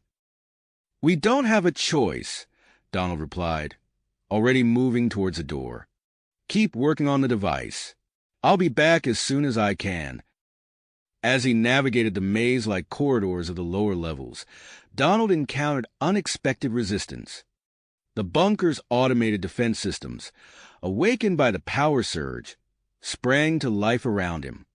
Laser grids crisscrossed hallways, and hidden panels slid open to reveal menacing robotic sentries. Drawing on his scientific knowledge, Donald improvised solutions to each obstacle. He used reflective surfaces to redirect laser beams, overloaded circuitry to disable security doors, and even reprogrammed a sentry to clear a path for him. Finally, he reached the room housing the nuclear generator. The massive machine loomed before him, its core pulsing with an eerie blue light. Donald approached it cautiously, acutely aware of the danger it presented. With steady hands and focused concentration, he began the delicate process of extracting the core. Each movement was calculated, every adjustment precise. One mistake could lead to a catastrophic meltdown. As he worked, he could hear the sounds of Thompson's team breaching the main entrance above. Time was running out. With a final, careful movement, Donald secured the nuclear core in a protective case. He turned to leave, only to find his path blocked by a reactivated security system. Thinking quickly, he used the radioactive signature of the core to overload the sensors, creating a temporary blind spot. Donald raced back through the bunker, his heart pounding in his chest. He could hear Thompson's team sweeping through the facility, their voices growing closer with each passing moment. As he approached the lab, he saw a shimmering barrier of temporal energy surrounding the entrance. Wren had created a protective field, buying them precious time. But as he entered, he saw the toll it had taken on her. Wren's form flickered and wavered, her skin glowing with an intense, otherworldly light. She looked up as Donald entered, relief washing over her face. "You made it," she said, her voice weak. Donald rushed to her side, supporting her as she swayed on her feet. "I've got the core," he said, holding up the case. "Let's finish this." Together, they integrated the nuclear core into the time device. The machine hummed to life, temporal energies swirling around it in a mesmerizing display. As they made the final calibrations, alarms blared throughout the bunker. Thompson's team had detected the energy surge and was closing in fast. Wren turned to Donald, her expression grave. "The portal is almost stable," she said. "But there's something you need to know. The transition carries risks. Our physical forms could be altered or even lost in the time stream." Donald's mind reeled at the implications. The choice before him suddenly seemed insurmountable. Stay in his own time, or risk everything to journey into an unknown future with Wren. As he grappled with the decision, The sound of Thompson's team attempting to breach the lab's sealed doors filled the air. The portal swirled before them, offering both escape and uncertainty. Donald looked at Wren, her form still flickering with temporal energy. In that moment, he realized that his decision wasn't just about self-preservation or scientific curiosity. It was about the connection they had formed, the trust they had built. He reached out and took her hand, feeling the warmth of her synthetic skin against his own. "Whatever happens," he said, his voice steady despite the chaos around them, "we face it together." The lab doors began to buckle under the assault from Thompson's team. Donald and Wren stood before the portal, its swirling energies casting an otherworldly glow across their faces. With one last shared look of perseverance, they stepped forward, ready to face whatever lay on the other side of time itself. As Donald and Wren stood before the swirling portal, the lab doors finally gave way with a thunderous crash. Agent Thompson burst into the room, his team close behind, their weapons raised. "Stop," Thompson shouted, his voice barely audible over the hum of the time device. Donald's grip on Wren's hand tightened. In that split second, he made his choice. With a shared nod of understanding, they leapt forward into the shimmering vortex. The world around them exploded into a kaleidoscope of light and sensation. Donald felt as if his body was being stretched and compressed simultaneously, every atom vibrating at an impossible frequency. He clung to Wren's hand, their fingers intertwined as they hurtled through the time stream. Images flashed before his eyes, glimpses of past and future, mundane and extraordinary. Through it all, he focused on the warmth of Wren's hand, an anchor in the chaotic maelstrom of time. With a sudden jolt, they were ejected from the portal. Donald's knees buckled as they hit a hard metal surface, the impact knocking the wind from his lungs. For a moment he lay there, disoriented and gasping for breath. As his vision cleared, Donald found himself in a vast chamber unlike anything he had ever seen. Towering brass pipes snaked across the ceiling, while massive gears turned with rhythmic precision. The air was thick with steam and the acrid scent of oil. "Wren," he croaked, turning to his companion. "Are you all right?" Wren nodded, her clockwork eyes whirring as they adjusted to their new surroundings. "We made it," she said, her voice a mix of relief and apprehension. "We're in my time." As they struggled to their feet, Donald noticed signs of recent conflict. Scorch marks marred the walls, and debris littered the floor. Before he could comment, the sound of approaching footsteps echoed through the chamber. A group of figures emerged from the steam, their appearances a startling blend of human and machine. Donald instinctively stepped in front of Wren, but she placed a reassuring hand on his arm. One of the figures, taller than the rest, stepped forward. His skin was a patchwork of organic tissue and metallic plates, and his left eye glowed with an eerie blue light. "Wren," he said, his voice a mix of relief and urgency. "You've returned." Wren nodded. "Zax, what's happened here?" The tall figure, Zax, glanced warily at Donald before responding. "Much has changed since you left. The purists have gained power. Your experiment has become a lightning rod for controversy." Donald listened intently as Zax explained the political upheaval that had occurred in Wren's absence. The implications of their arrival in this future world began to sink in, and he felt a weight settle in his stomach. Before they could discuss further, alarms blared throughout the facility. Zax's expression tightened. "The temporal sensors. They've detected your arrival." "We need to hide you," Zax said, urgency in his voice. He moved to a nearby wall of machinery, his fingers dancing across a hidden panel. A section of the wall slid away, revealing a cramped space within the tangle of pipes and gears. Donald and Wren exchanged a look before quickly squeezing into the hiding spot. As the panel slid shut behind them, they found themselves pressed close together in the darkness. The sound of heavy footsteps and shouted orders filled the chamber outside. Donald held his breath, acutely aware of Wren's proximity. Despite the danger of their situation, he couldn't help but feel a flutter in his chest at her closeness. As they waited in tense silence, Donald's mind raced. They were fugitives in a world he barely understood, facing challenges he couldn't have imagined.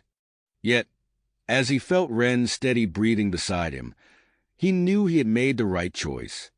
In the dim light filtering through the cracks of their hiding place, Donald met Wren's eyes.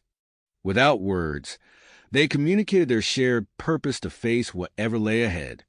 Together, they would navigate this strange new world and deal with the consequences of their journey through time.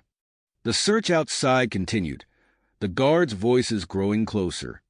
Donald and Wren remained motionless, their bodies pressed together in the confined space. As they waited for their chance to emerge and face this new reality, one thing was clear.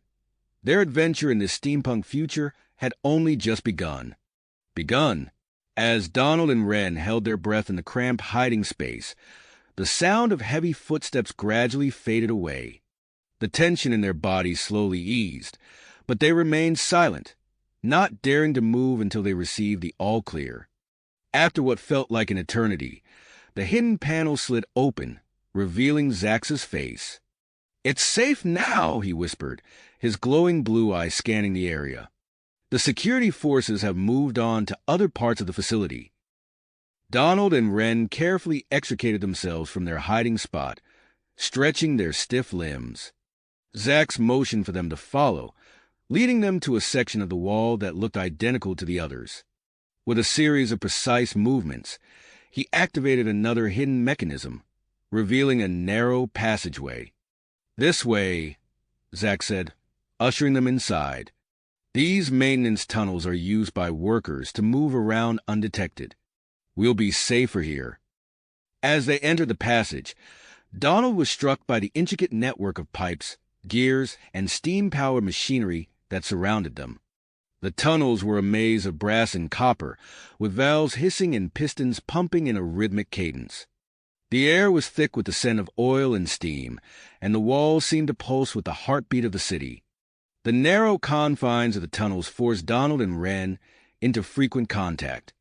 As they squeezed past a particularly tight section, Donald felt the warmth of Wren's body against his. Their faces mere inches apart. Their eyes met, and for a moment, the danger of their situation faded away, replaced by a rekindled attraction that neither could deny. Zax led them through a series of twists and turns, occasionally pausing to check for any signs of pursuit.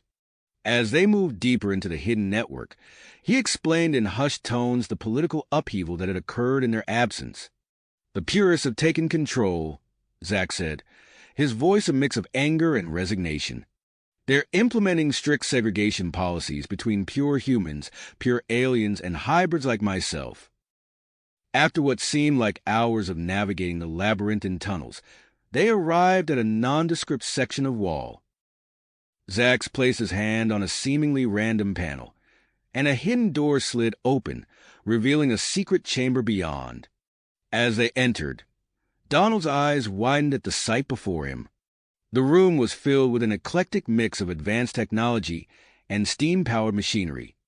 Holograms flickered alongside brass gears, and people of various levels of human-alien integration worked at consoles and workbenches.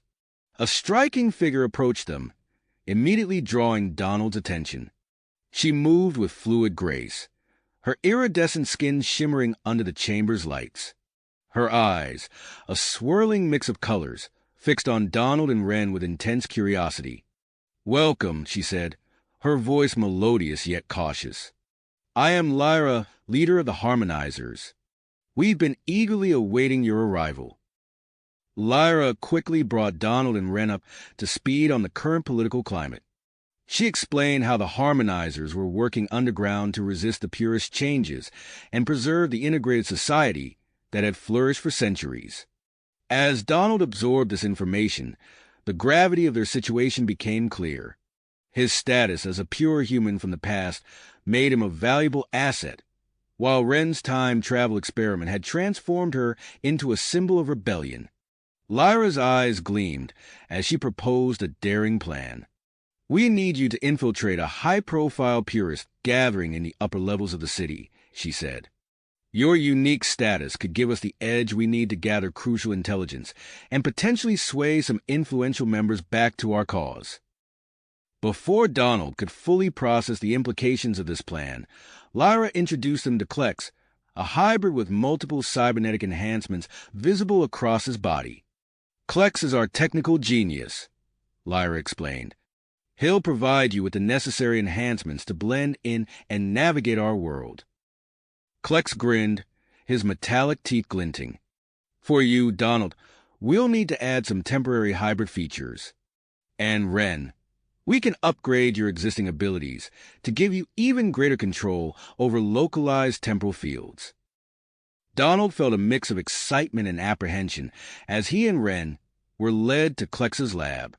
The room was a mesmerizing blend of cutting-edge technology and steampunk aesthetics. Brass and copper instruments stood alongside holographic displays, while tubes of glowing liquid bubbled ominously.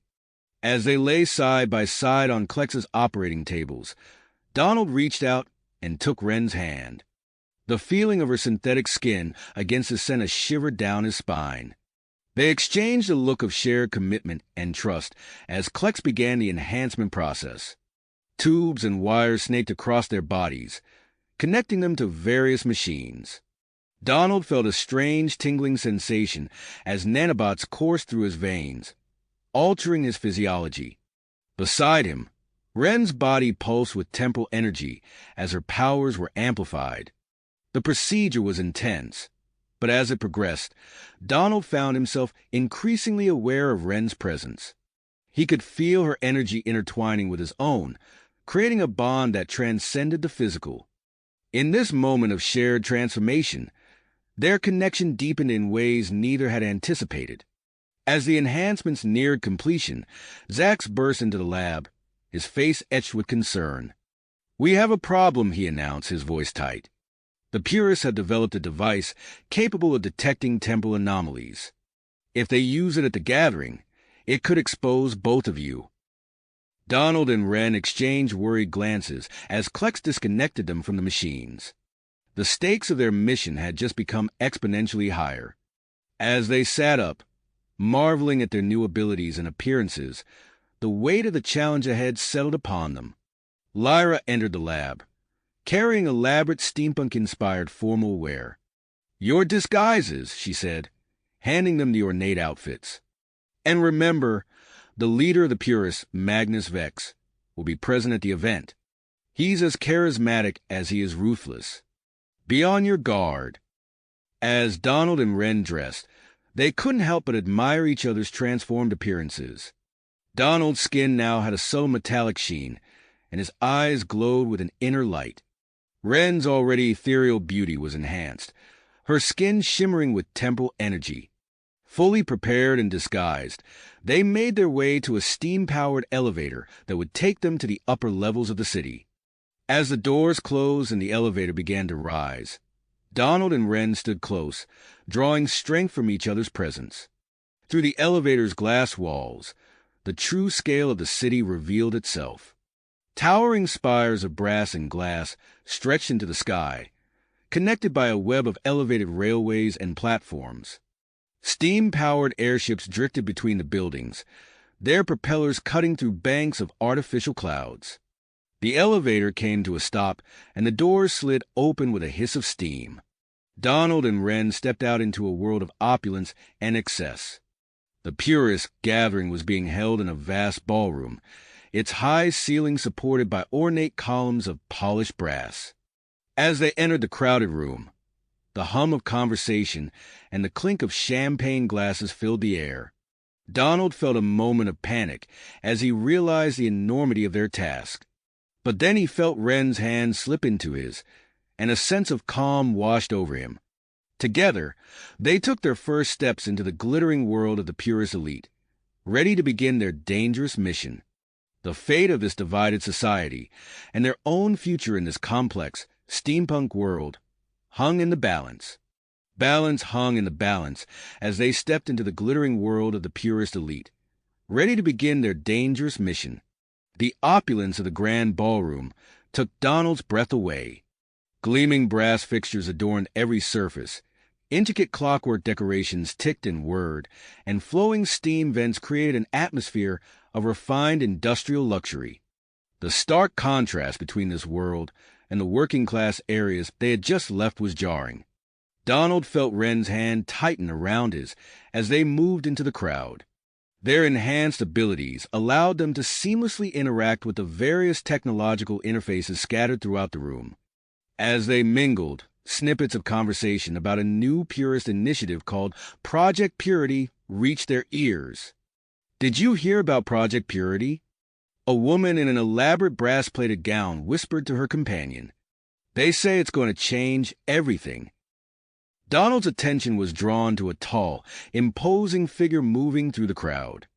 Magnus Vex, the charismatic leader of the Purists, commanded attention with his piercing eyes and meticulously groomed appearance. He shook hands and engaged in hushed conversations with influential guests, leaving a wake of excited murmurs behind him. Wren leaned close to Donald, her lips barely moving. "I'm going to create a temporal pocket around us. It should allow us to eavesdrop without being noticed." Donald felt a subtle shift in the air as Wren's amplified abilities took effect. The chatter of the crowd seemed to fade away, replaced by crystal-clear snippets of private conversations. "The citywide genetic screening program is just beginning," a man in a tailored suit said to his colleague. "Soon, we'll have a complete catalog of every individual's human-alien genetic makeup." As they continued to gather information, Donald found himself approached by several high-ranking purists. His status as a pure human from the past had not gone unnoticed. "Ah, our guest from the old world," a woman with cybernetic enhancements integrated into her skull said, her voice infused with curiosity. "Tell me, what do you think of our society? Surely you must see the need for genetic purity?" Donald carefully navigated the conversation, offering vague platitudes while subtly probing for more information. "It's certainly different from what I'm used to. I'm still trying to understand the complexities of your world." Meanwhile, Wren had attracted the attention of a group of hybrid socialites. She engaged them in conversation, gauging their true feelings about the purist agenda. "It's getting harder to hide our heritage," one of them confided in a low voice. "Some of us are sympathetic to the harmonizers, but we can't risk speaking out." As the evening progressed, a hush fell over the crowd. Magnus Vex took the stage, his presence commanding immediate attention. Donald and Wren exchanged a glance, sensing that something significant was about to happen. "My fellow citizens," Vex began, his voice resonating through the ballroom. "Tonight, I am proud to announce that Project Purity is not just a screening program. It is the first step in our plan to cleanse our great city of alien genetic influence." Gasps and murmurs rippled through the audience. Vex raised his hands, calling for silence. "Behold, the future of our society." He gestured dramatically, and a shimmering hologram appeared beside him. The Purifier, a device capable of selectively targeting and neutralizing alien DNA within a living organism. The revelation sent shockwaves through the gathering. Donald felt a chill run down his spine as he realized the true extent of the threat posed by the purists. In the commotion that followed, Donald and Wren seized the opportunity to slip away from the main ballroom. They found a secluded data terminal hidden behind an ornate steam vent. "Cover me," Donald said as he began interfacing with the system. Wren nodded, using her time manipulation to slow down the security protocols. Their enhanced abilities worked in perfect synergy as they hacked into the Purist network. Classified files flashed across the screen, revealing the location of the main purifier prototype and its testing facility. Suddenly, an alarm blared, cutting through the ambient noise of the party. Donald and Wren spun around to find themselves face to face with a squad of Purist guards led by a towering figure with extensive biomechanical augmentations. "Commander Silas Ironheart," Wren whispered, recognizing the Purist enforcer from their intelligence briefings. Ironheart's cybernetic I word as it focused on them. "You're not who you claim to be," he growled. "Apprehend them." The guard surged forward, forcing Donald and Ren to rely on their newly enhanced abilities. Donald's increased strength and agility allowed him to dodge the first guard's attack, countering with a swift blow that sent the man flying backward. Ren raised her hands, creating a temporal barrier that slowed the incoming attacks to a crawl. She moved with fluid grace, using the guards' momentum against them as she redirected their strikes. The commotion drew the attention of the party-goers. Panic spread through the gathering as the true nature of Donald and Ren's infiltration became apparent. In the chaos, Magnus Vex himself entered the fray, wielding what appeared to be an early prototype of the purifier device. "You won't escape," Vex snarled, aiming the device at Ren. A pulsing energy field erupted from the purifier, enveloping her in a painful glow. Ren cried out, her body convulsing as the device attempted to unravel her genetic structure. Donald, seeing her in distress, made a split-second decision. He threw himself between Ren and the purifier's beam, using his pure human DNA as a shield. The interaction between the purifier and Donald's untainted human DNA created an unexpected reaction. A surge of temporal energy erupted from the device, engulfing Donald, Ren, and several nearby individuals in a swirling vortex of chronoparticles. The world around them began to blur and shift. The opulent purist gathering faded away, replaced by a kaleidoscope of fragmented timelines. Donald reached out, grabbing Ren's hand as they were pulled into another time jump. The last thing they saw before being swept away was a look of shock and anger on Magnus Vex's face as he realized his prized invention had malfunctioned. Then, they were falling through the temporal void, clinging to each other as they hurtled towards an unknown destination. As they tumbled through the time stream, Donald felt Ren's presence more acutely than ever before. Their shared ordeal had strengthened their bond, and he knew that whatever challenges awaited them on the other side of this unplanned journey, they would face them together. The swirling vortex of time stretched on, carrying Donald and Ren to a new and uncertain future. As the temporal energies continued to surge around them, they braced themselves for whatever lay ahead, ready to confront the next chapter of their adventure in this ever-changing steampunk world. The temporal energies swirled around them, pulsing with an otherworldly glow as they hurtled through the fabric of time itself.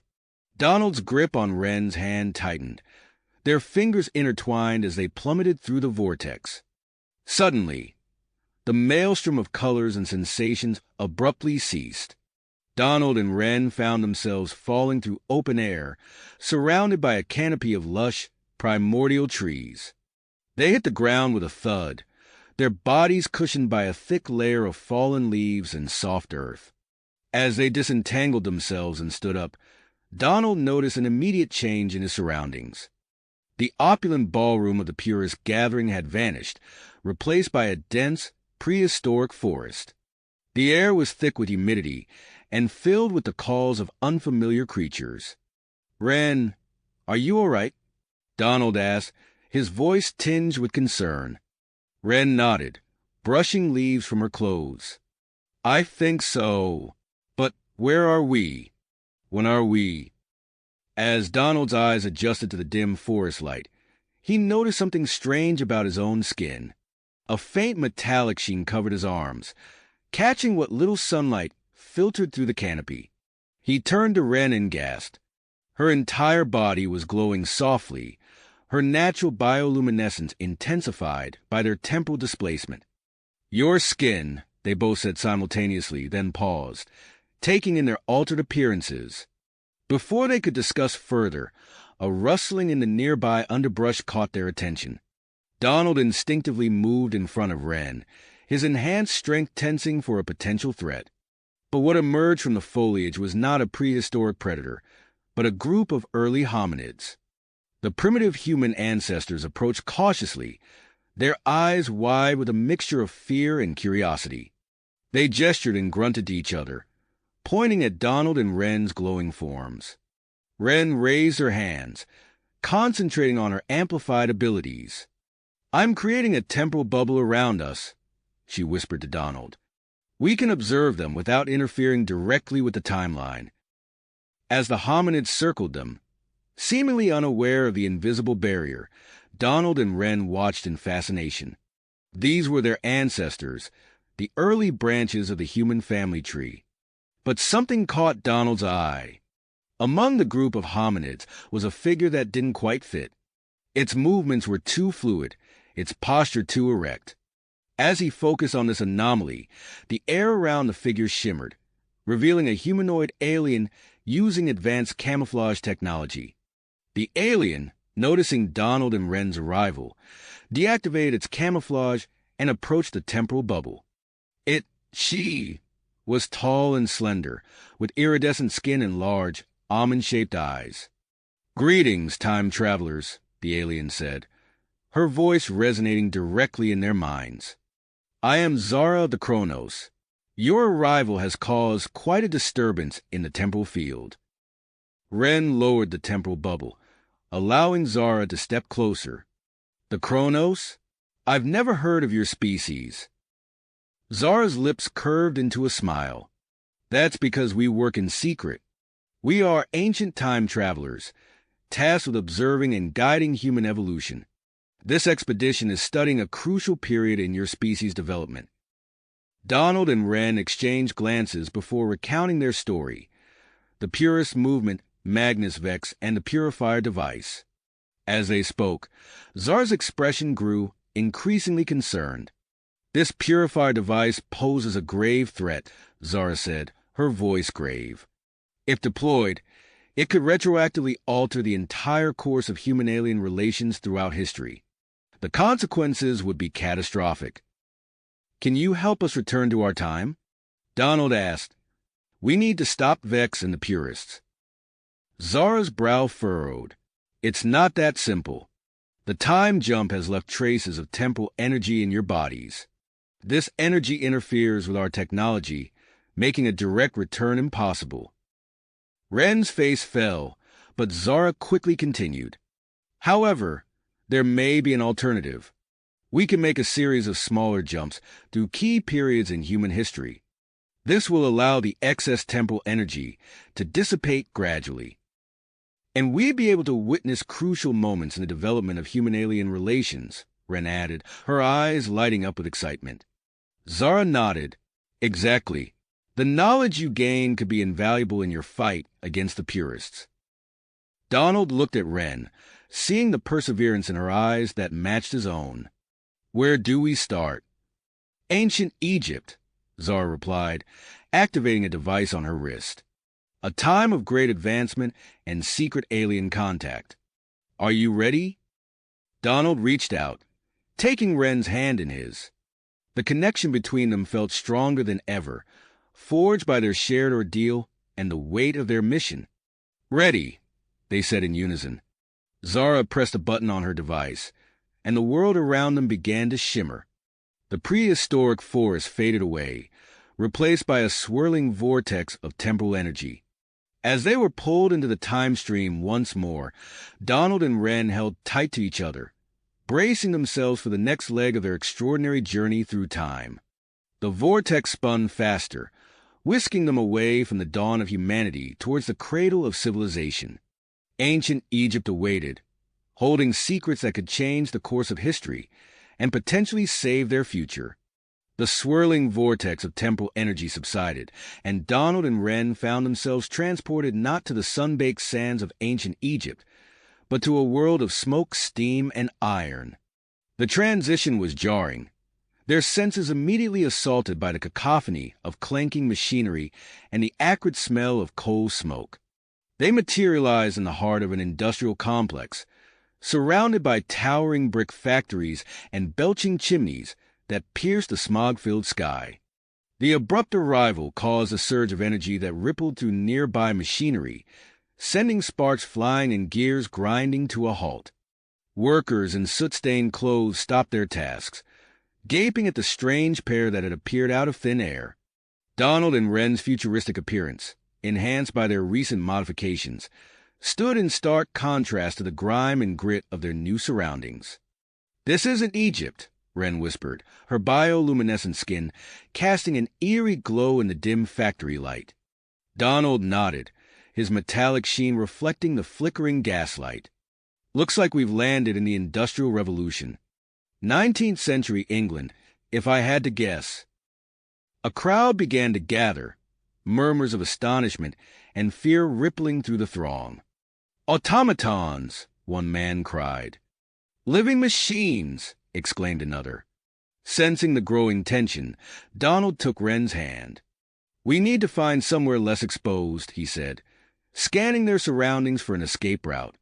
They made their way through the bewildered crowd, their enhanced abilities fluctuating unpredictably.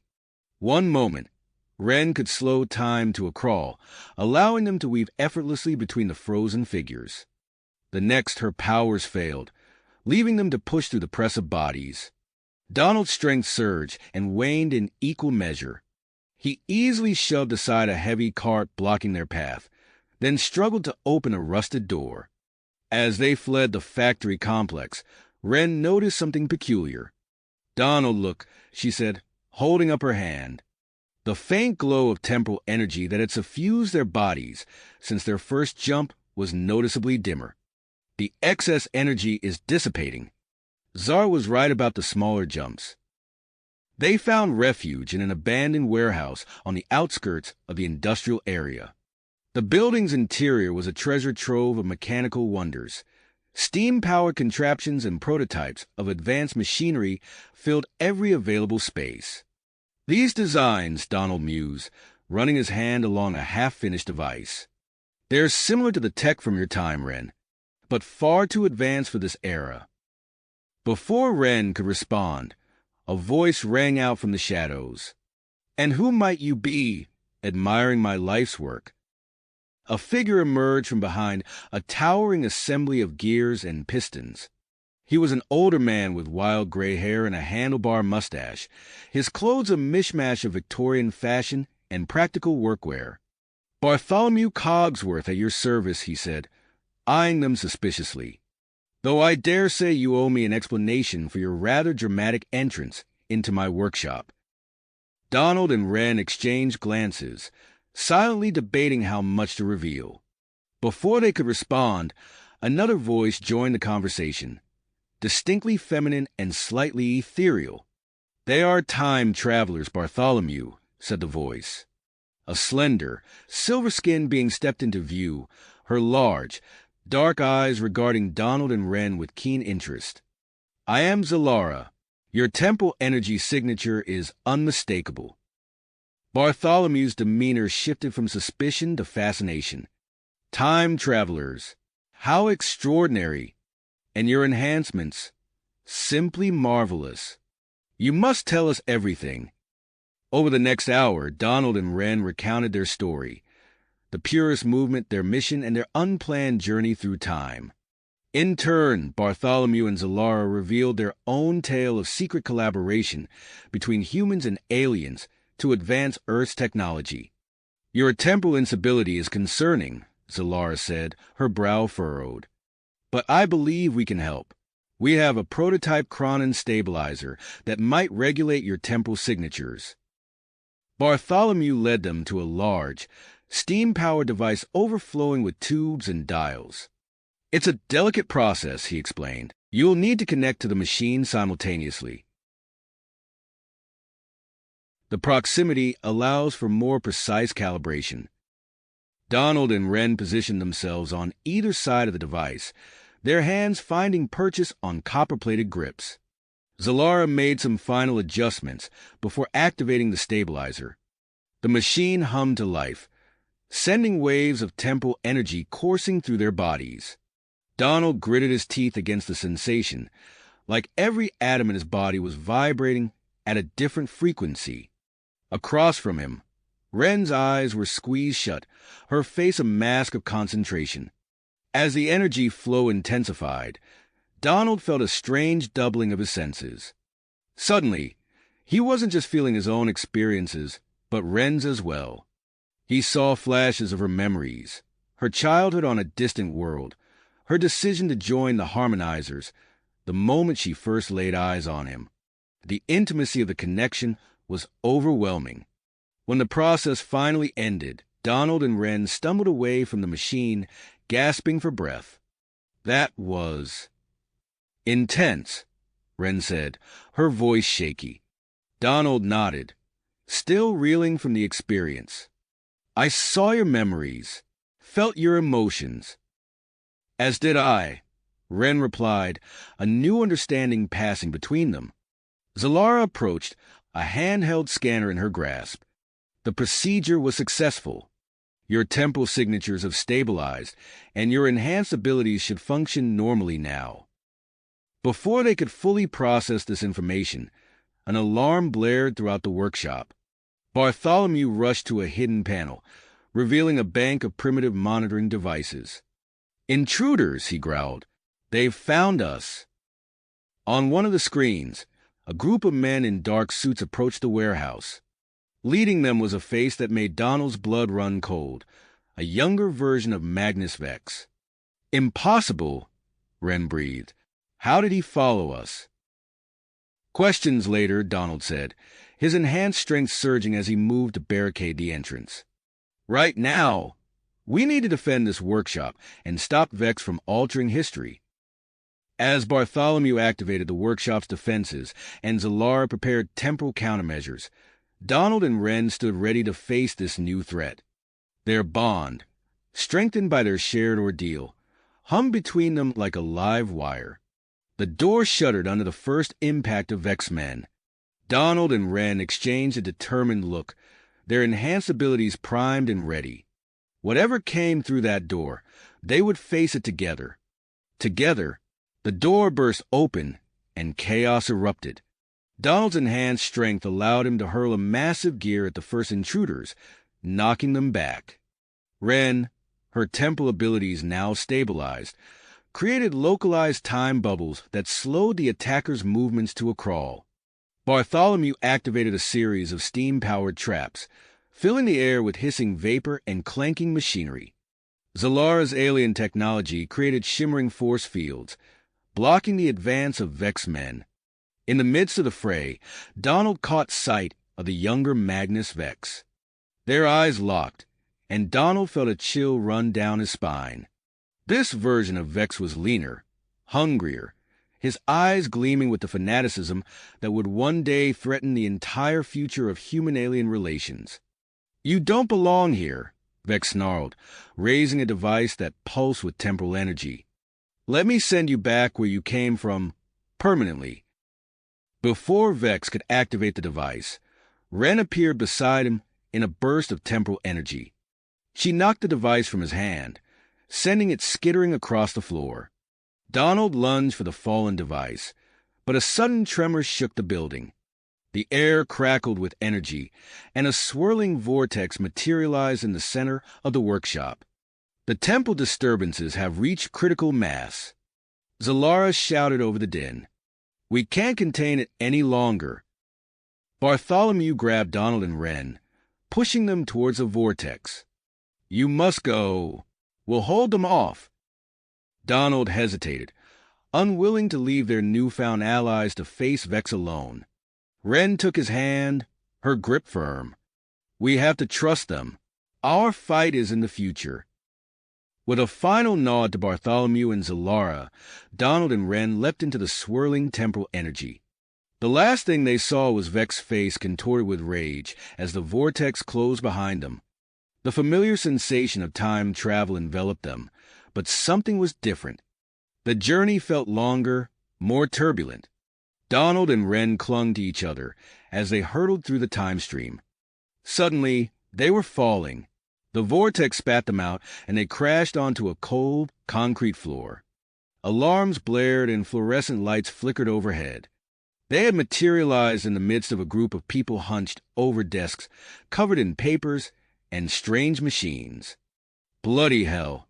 Exclaimed a familiar voice. Donald looked up to see an elderly Bartholomew Cogsworth, his wild hair now completely white, staring at them in shock. Before anyone could react further, Bartholomew sprang into action with surprising agility for his age. "Nothing to see here, ladies and gentlemen. Back to your stations, please. This is a matter of national security." He ushered Donald and Wren into a small, private room off the main area. As soon as the door closed behind them, Bartholomew's demeanor shifted from authoritative to excited. "I've been waiting decades for this moment," he said, his eyes twinkling. "When my younger self told me to expect visitors from the future, I scarcely believed it. But here you are, right on schedule." Donald and Wren exchanged confused glances. "Schedule?" Wren asked. "We didn't exactly plan this jump." Bartholomew chuckled. "Time has a funny way of working itself out. Now, let me introduce you to someone."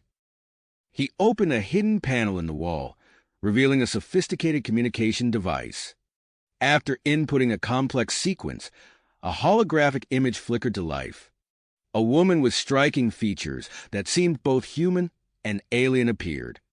"Donald, Wren, meet Amelia Stellar," Bartholomew said. "She's been my partner in this endeavor for quite some time." Amelia nodded to them. "We don't have much time. The enemy has made significant advances, and we need your help to stop them." As if on cue, an air raid siren began to wail. Bartholomew led them to a periscope, where they witnessed a dogfight unfolding in the skies above. Among the familiar shapes of World War II aircraft, sleek, futuristic planes darted through the air, unleashing weapons far beyond the technology of the era. "It's Vex," Donald growled. "He's changing history, giving the Axis powers advanced technology." Amelia's hologram nodded grimly. "We've tracked him to a secret base on the French coast. We need you to infiltrate it and put a stop to his operations." Bartholomew produced a set of period-appropriate clothing and forged documents. "These will help you blend in. And this," he held up a small, intricate device, "is a temporal beacon. It will stabilize your journey when you're ready to move on and can bring you back here if you're in danger." As Donald and Wren changed into their new attire, Amelia briefed them on the use of a cloaking device she had developed to mask their temporal energy signatures. The close proximity required for the training exercises reignited the tension between them, their recent shared experiences through the Cronin stabilizer still fresh in their minds. With their preparations complete, Donald and Wren set out under the cover of darkness.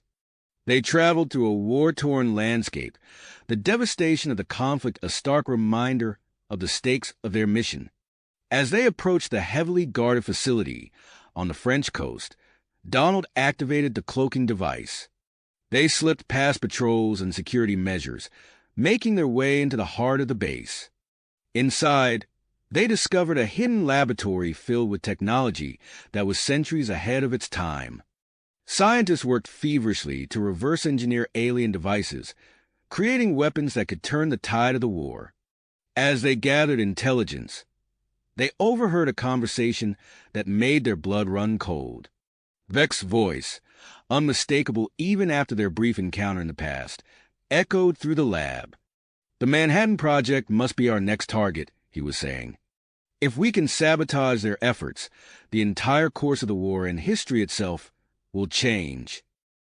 Donald and Wren shared a look of purpose. They couldn't let Vex succeed.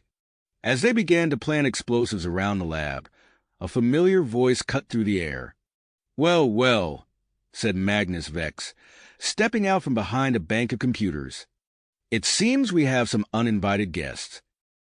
Donald and Wren fell into fighting stances, their enhanced abilities humming with energy.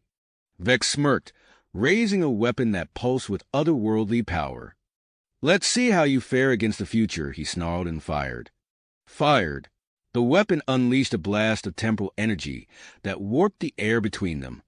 Donald dove to the side, narrowly avoiding the distortion that left a smoldering crater in the lab floor. Wren reacted instantly, creating a localized time bubble around Vex. His movement slowed to a crawl, giving Donald the opening he needed. With his enhanced strength, Donald charged forward, tackling Vex and sending them both crashing into a bank of computers. The impact triggered a cascading failure in the lab systems. Alarms blared as equipment began to overload, sparks flying from ruptured conduits. The air crackled with temporal energy, creating a swirling vortex of unstable time-space. The temporal core is destabilizing. Ren shouted over the din, "We need to get out of here." Donald wrestled the weapon from Vex's grasp and tossed it to Ren. As she caught it, her eyes widened in recognition. This is Zalara's technology. He must have stolen it when he escaped in the past. Before they could act further, the vortex expanded rapidly, engulfing the entire lab. Donald reached for Ren, their fingers barely touching as the temporal energy swept over them. The world dissolved into a kaleidoscope of fractured time and space. When reality reasserted itself, Donald and Ren found themselves falling through open air. They crashed onto the roof of a sleek, transparent structure, the impact cushioned by their enhanced physiology. As they scrambled to their feet, they took in their new surroundings with awe and confusion. They stood atop a towering skyscraper in the midst of a futuristic metropolis. The cityscape was a breathtaking blend of advanced technology and retrofitted steam-powered machinery. Holographic advertisements flickered between buildings, while steam-driven airships drifted lazily overhead. Donald helped Ren to her feet, both of them still reeling from the sudden time jump. "Where are we?" he asked, his voice hoarse. Ren's eyes darted around, taking in the details of their environment. More importantly, when are we? Their arrival had not gone unnoticed. A ripple of energy pulsed outward from their landing site, causing nearby holographic displays to flicker and dim. The disruption lasted only moments before systems recalibrated, but it was enough to draw attention. As they oriented themselves, Donald and Ren became acutely aware of changes in their own bodies. Donald flexed his arms, feeling an unprecedented surge of strength coursing through his muscles. Ren, experimentally reaching out with her temporal abilities, found her control more precise but limited in duration. "Our enhancements," Donald murmured, examining his hands. "They've merged more fully with our bodies." Ren nodded, her expression a mix of fascination and concern. The long time jump must have accelerated the integration process. A commotion from the street below drew their attention. They peered over the edge of the building to see a crowd gathering, pointing up at them with a mixture of curiosity and excitement. What struck Donald and Ren most was the diversity of the onlookers. Humans stood alongside beings that were clearly of alien origin, as well as individuals who seemed to be hybrids of the two. "We need to blend in," Ren said, eyeing their outdated clothing, "and find out when and where we are." They made their way down from the rooftop, using their enhanced abilities to navigate the building's exterior. As they descended, they caught glimpses of their reflections in the glass facade. Their partial merger with their technological enhancements had given them a distinct appearance. Not quite human, not quite machine, but something in between. Reaching street level, they slipped into the crowd, drawing curious glances but no outright alarm. The passers-by seemed accustomed to a wide range of appearances and technologies integrated into human forms. A massive holographic display on a nearby building caught their attention. It showed a news broadcast, and in the corner, a date, June 15th, 2150. 130 years, Donald breathed. "We've jumped further than ever before." As they processed this information, a sign for a museum of human-alien relations beckoned from across the street. Ren tugged on Donald's arm. "That might be our best bet for getting our bearings." They made their way to the museum, passing through its ornate entrance. Inside, they found a wealth of information about the history of human-alien interactions, including exhibits on technological advancements and social integration. As they moved deeper into the museum, a particular display stopped them in their tracks. There, in a section dedicated to pivotal moments in human-alien relations, was an exhibit featuring their own exploits through time. "Impossible!" Wren whispered, staring at a holographic recreation of their encounter with Bartholomew and Zalara. Donald's eyes scanned the information panel. Our actions. They had become part of the historical record. Before they could fully process this revelation, a voice spoke from behind them. I thought it was you. They turned to see a security guard approaching. His name tag identified him as Zephyr, and his features bore the subtle signs of human-alien hybridization. You're them, aren't you? Zephyr asked, his voice low and urgent. The time travelers from the historical records. Donald and Wren exchanged a wary glance. Zephyr raised his hands in a placating gesture. Don't worry. I'm here to help. Follow me. With few other options, they followed Zephyr through a series of unmarked doors, eventually arriving in a hidden room filled with advanced technology. Zephyr turned to face them, his expression serious. Welcome to 2150, he said. I'm part of an organization dedicated to protecting the timeline. And right now, we need your help more than ever.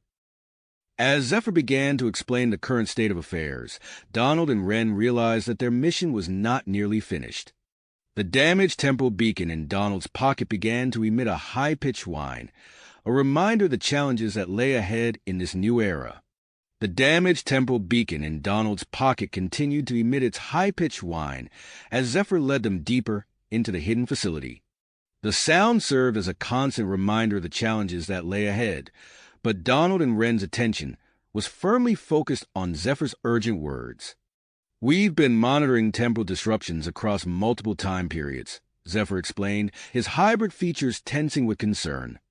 Magnus Vex and his purist movement have become increasingly bold in their attempts to alter history.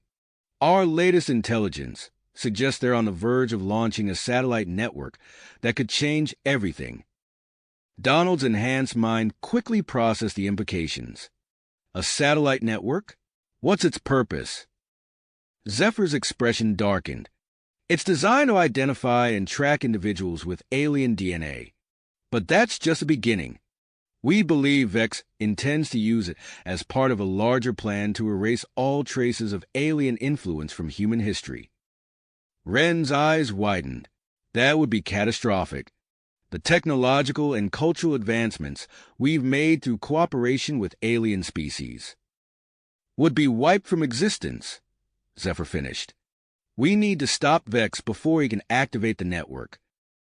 Donald nodded, his enhanced muscles tensing in anticipation. What's our plan of attack? Zephyr led them to a holographic display showing a massive, futuristic tower. This is Vex headquarters. The satellite control systems and a device he calls the Time Bridge are located at the top. We've prepared an advanced aircraft for you to infiltrate the facility. As Zephyr briefed them on the details of the mission, technicians outfitted Donald and Wren with sleek, form-fitting stealth suits that adapted to their partially merged physiology. The materials seemed to flow over their skin, enhancing their already impressive abilities. Within hours, Donald and Wren found themselves piloting the advanced aircraft towards Vex Tower. As they approached, the full extent of the defenses became apparent. Energy barriers shimmered around the structure, while automated turrets tracked their movement. Donald interfaced directly with the aircraft systems, his enhanced mind processing vast amounts of data in seconds. I'm detecting weak points in the barrier network, he reported. If we time our approach carefully, we might be able to slip through. Wren nodded, her hands hovering over the controls. I'll create temporal distortions to mask our approach. Ready? As they executed their plan, the air around the aircraft rippled with Wren's time manipulation. Turrets fired, but their shots passed harmlessly through the distorted space around the vehicle. Donald guided them through gaps in the energy barriers, his reflexes pushing the aircraft to its limits. With a final burst of speed, they cleared the outer defenses and swooped towards a lower maintenance platform. The landing was rough, the aircraft stealth systems barely concealing the impact. Donald and Wren quickly disembarked, their suits adjusting to blend with the surroundings. Nice flying, Wren whispered, a hint of admiration in her voice. Donald allowed himself a small smile before refocusing on the mission. Let's move. We need to find that control room. They slipped into the tower through a service entrance, their enhanced senses on high alert for any sign of detection. As they moved through the corridors, fragments of conversation reached their ears. Final preparations for the launch. Time Bridge is almost ready. Vex wants the network activated immediately. The urgency of their mission pressed upon them as they made their way deeper into the facility. Finally, they reached a central control room. Inside, a group of technicians worked feverishly at banks of advanced computers. Donald and Ren shared a silent look, their neural link allowing for instantaneous communication. In a blur of motion, they burst into the room. Donald's enhanced strength made short work of the guards, while Ren's time manipulation left the technicians frozen in place. As Ren stood guard, Donald interfaced with the control systems. His eyes widened as he processed the information flooding his enhanced mind. "This is worse than we thought," he said, his voice tight. "The satellite network isn't just for identification. It's designed to rewrite DNA, erasing all traces of alien influence from the population." Ren's face paled. "We can't let that happen. How long until you can disable it?" Before Donald could answer, alarms blared throughout the facility. A familiar voice echoed over the intercom, sending a chill down their spines. Well, Magnus Vex's smug tone filled the air. "I must admit, I'm impressed you made it this far. But I'm afraid your little infiltration ends here. The time bridge is prepared, and my vision for a pure human future is about to become reality." Donald worked furiously at the controls, trying to sabotage the satellite network. Ren detected approaching security forces and created a time bubble to slow their advance. The strain of maintaining the effect was visible on her face, her enhanced physiology pushed to its limits. "Got it," Donald exclaimed as the satellite control systems went dark. "The network is offline, but Vex still has a time bridge." Ren released her time bubble, stumbling slightly from exhaustion. "Then we need to stop him before he can use it." They raced towards the time bridge chamber, fighting through waves of purist guards. Their enhanced abilities gave them an edge, but the sheer number of opponents slowed their progress.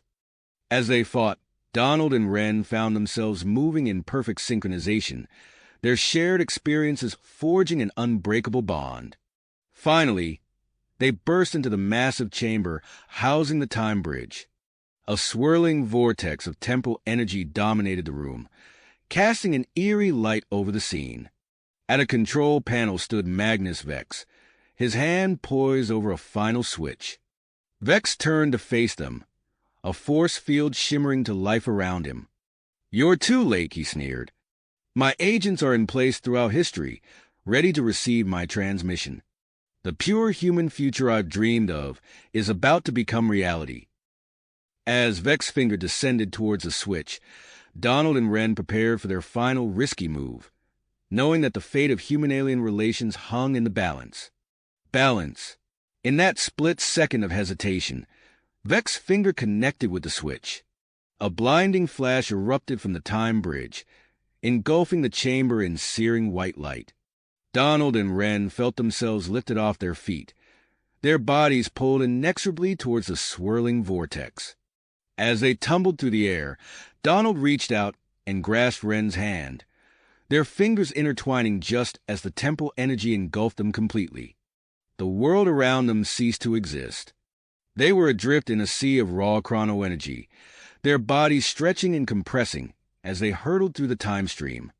Donald felt his consciousness expanding, merging with Ren's in a way that defied explanation. Every moment of their lives together flashed before them simultaneously, past, present, and potential futures intermingling in a kaleidoscope of sensation. The journey seemed to last an eternity and no time at all. Suddenly, they were falling, tumbling through empty air. They crashed onto a cold concrete floor, their bodies smoking and shimmering with residual temporal energy. As the disorientation faded, Donald and Wren slowly got to their feet, taking in their surroundings. The familiar musty smell, the rows of decommissioned equipment, the faded military insignias on the wall. They were back in the abandoned bunker where their journey had begun. "We're home," Wren whispered, her voice echoing strangely in the cavernous space. Donald shook his head, his enhanced senses taking in minute details. "Not quite. Look at the dust patterns, the state of decay. We're here before we originally arrived." As they examined themselves, they realized the extent of their transformation. Their bodies shimmered with an ethereal quality, partially translucent and pulsing with temporal energy.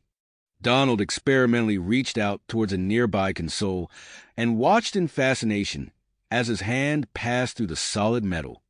"Incredible," he murmured. "The chrono energy has altered our physical state." Wren nodded, her eyes wide with wonder. "I can feel the time streams around us, Donald. It's like we're part of the fabric of time itself now." They spent the next few hours exploring their new abilities, discovering they could phase through solid objects at will and manipulate localized time fields with mere thoughts. Their enhanced physiology allowed for silent, instantaneous communication, a merging of minds that deepened their already strong bond. As night fell, they found themselves drawn to each other, their new forms allowing for an intimacy that transcended physical boundaries. Their shimmering bodies intertwined, sharing sensations and memories in a dance of temporal energy. Their exploration was interrupted by a faint but distinctive temporal disturbance. They moved silently through the bunker, their ethereal forms blending seamlessly with the shadows. In a large storage area, they discovered a group of armed individuals setting up what appeared to be an ambush. "Purist," Donald communicated silently to Wren, led by Commander Ironheart, a younger version. Wren's eyes narrowed. This didn't happen in our original timeline. They must be here to intercept our past selves. They observed the Purists for a few moments, noting their positions and equipment. Among the weaponry, Donald spotted a device emitting a faint temporal signature. "We have to stop them," Wren declared. "If they succeed, everything we've fought for could be undone." Donald nodded, a plan already forming in his mind. "We'll use our new abilities. Hit them fast and hard. They won't know what hit them." In a blur of motion, Donald and Wren launched their attack. They phased through walls and floors, appearing and disappearing around the startled Purists. Wren created localized time bubbles, slowing the enemy's movements to a crawl. Donald used his enhanced strength and phasing abilities to disarm and incapacitate the attackers with terrifying efficiency. Commander Ironheart, realizing the tide of battle had turned, made a desperate lunge for the temporal device. Donald intercepted him, his hand closing around Ironheart's throat. As they grappled, a surge of temporal energy coursed through Donald. In that moment, he saw flashes of Ironheart's life, his recruitment into the Purist movement, his rise through the ranks, and potential futures where he stood at Vex's side as they reshaped history. The vision ended as abruptly as it began. Donald subdued Ironheart, securing him with the others. Wren, meanwhile, had located the source of the temporal disturbance, a device designed to create a time loop around the bunker. "It was a trap," she explained as she disabled the device. "They meant to contain our past selves indefinitely." Their victory was short-lived as they heard the distant sound of an approaching aircraft. Their past selves were about to arrive. "We can't let them see us," Donald said urgently. The temporal implications could be catastrophic. Wren nodded, her mind racing. "But we can't leave them unprepared. We have to warn them somehow." After a hurried discussion, they decided to leave an encrypted message in the bunker's computer systems. Using their new abilities, they imprinted the data directly into the hardware, set to decrypt only when their past selves began repairing the time device. With the immediate threat neutralized and their message left, Donald and Wren knew they had to leave. But as they prepared to jump, they realized their bodies were still highly charged with temporal energy, making precise time travel dangerous. "We need to stabilize," Ren said, her form flickering slightly. "Let's aim for the near future. See if we can find a way to control this transformation." As they activated their time jump, they felt their bodies begin to resonate with the ambient temporal energy of the bunker.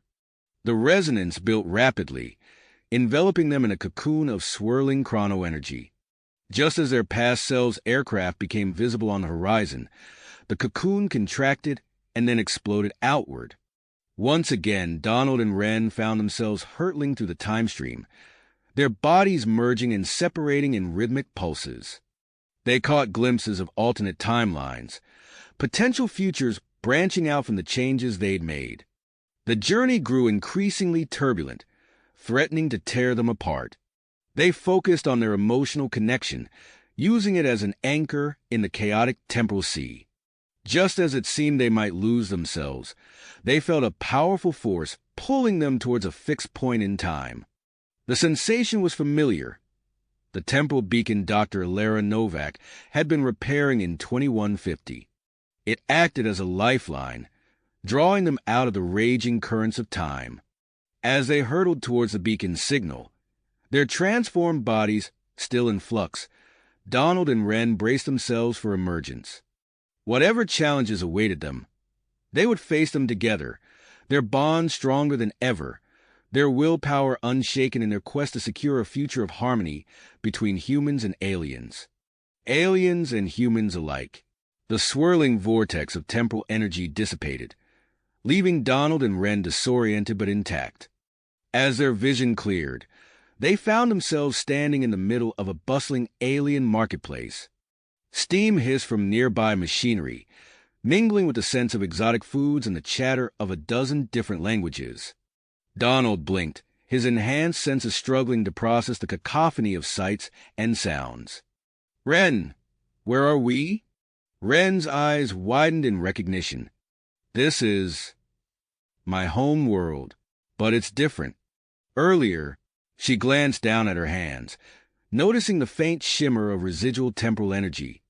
"We've materialized shortly after I originally left." As they took stock of their surroundings, Donald and Ren realized their bodies had stabilized into a more solid form. They could no longer phase through objects, but retain some of their newly acquired abilities. "I can still feel the time streams," Ren said, closing her eyes in concentration. "But it's muted, less intense." Donald nodded, experimentally reaching out with his mind. "Can you hear me?" Ren's eyes snapped open in surprise. "Yes, our telepathic link is still active." They made their way through the crowded streets, marveling at the seamless integration of organic and mechanical elements. Holographic displays advertised goods alongside traditional wooden stalls, while steam-powered automatons carried baskets of alien fruits. As they walked, snippets of conversation caught their attention. Donald's brow furrowed as he processed the information. The purists. They're active here too. It seems they've gained significant influence. Ren's face darkened. "We need to find out more about what's changed." Their exploration led them to a small stall tucked away in a corner of the marketplace. Donald froze, recognizing the vendor. "Ren, look, it's Zax." The hybrid worker they'd met in the future stood before them, younger and less world-weary. He was arranging a display of what appeared to be innocuous trinkets and baubles. As they approached, Donald's enhanced vision detected a faint temporal signature emanating from the items. "Those aren't ordinary trinkets," he whispered to Ren. "They're some kind of temporal stabilizers." Before they could investigate further, a commotion erupted nearby. A group of armed individuals in matching uniforms began harassing non-human vendors, knocking over displays and confiscating goods. "Purist enforcers," Ren hissed, her hands clenching into fists. Donald's eyes narrowed as he watched a Purist lieutenant, his uniform adorned with additional insignia, direct the operation. "We can't let this stand." Without hesitation, they sprang into action. Wren created localized time distortions, slowing the purist movements and giving the targeted vendors time to escape. Donald, drawing on his technopathic abilities, interfaced with a nearby control panel, causing it to spark and smoke. The distraction drew the attention of several enforcers. In the chaos, Donald managed to disarm one of the purists, acquiring an energy weapon.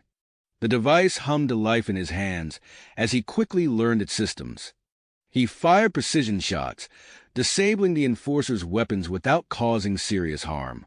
As the confrontation escalated, Zax appeared at their side. "This way," he urged, leading them down a narrow alley. "We need to get off the streets." They followed Zax through a maze of back streets and hidden passages, eventually arriving at a nondescript building. Inside, Zax activated a hidden panel, revealing a lift that descended deep underground. The doors opened to reveal a vast chamber filled with a dizzying array of hybrid technology. Humans and aliens worked side by side, operating equipment that seamlessly blended organic components with advanced machinery. "Welcome to the Harmony Collective," Zax announced, pride evident in his voice. "We're working to preserve cooperation between humans and aliens, to combat the purist influence." As they took in the impressive base, a familiar face approached. The man bore a striking resemblance to Dr. Alara Novak, though his features were more masculine. "Donald, Wren, allow me to introduce Thorin Novak," Zax said. "He's the lead scientist on our most important project."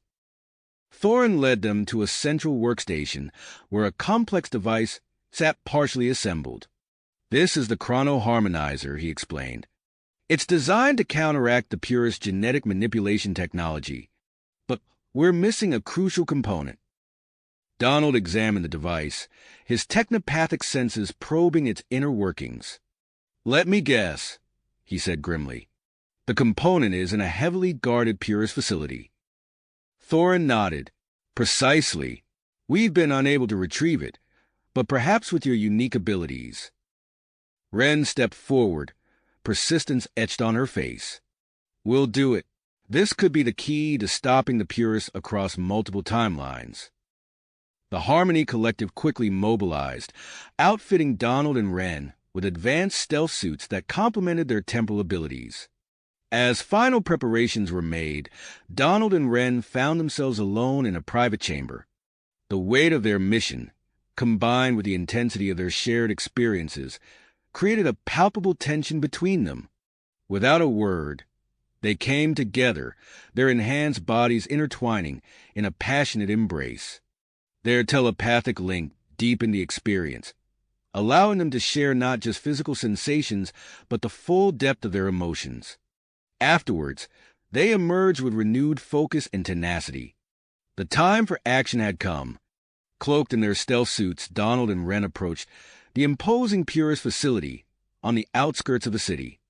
Massive walls of gleaming metal stretched towards the sky, dotted with sensor arrays and weapon emplacements. "Ready?" Donald's voice echoed in Wren's mind. She nodded, a fierce glint in her eyes. "Let's show these purists what we're capable of." With that, they activated their suits and slipped past the outer defenses, embarking on a mission that would shape the future of human-alien relations across time itself. Donald and Wren emerged from the purist facility, their mission a success. The stolen component clutched tightly in Donald's hand. They made their way back to the Harmony Collective's underground base. As they descended in the hidden lift, anticipation and tension filled the air. Thorin Novak's eyes lit up as they presented the crucial piece of technology. "Excellent work," he said, immediately setting to work integrating the component into the chrono-harmonizer. While Thorin worked, Donald and Wren huddled with Zax and the other Harmony Collective leaders, discussing their next steps. The decision was unanimous. They would use the completed device to protect key members of the Resistance from purist genetic manipulation attempts.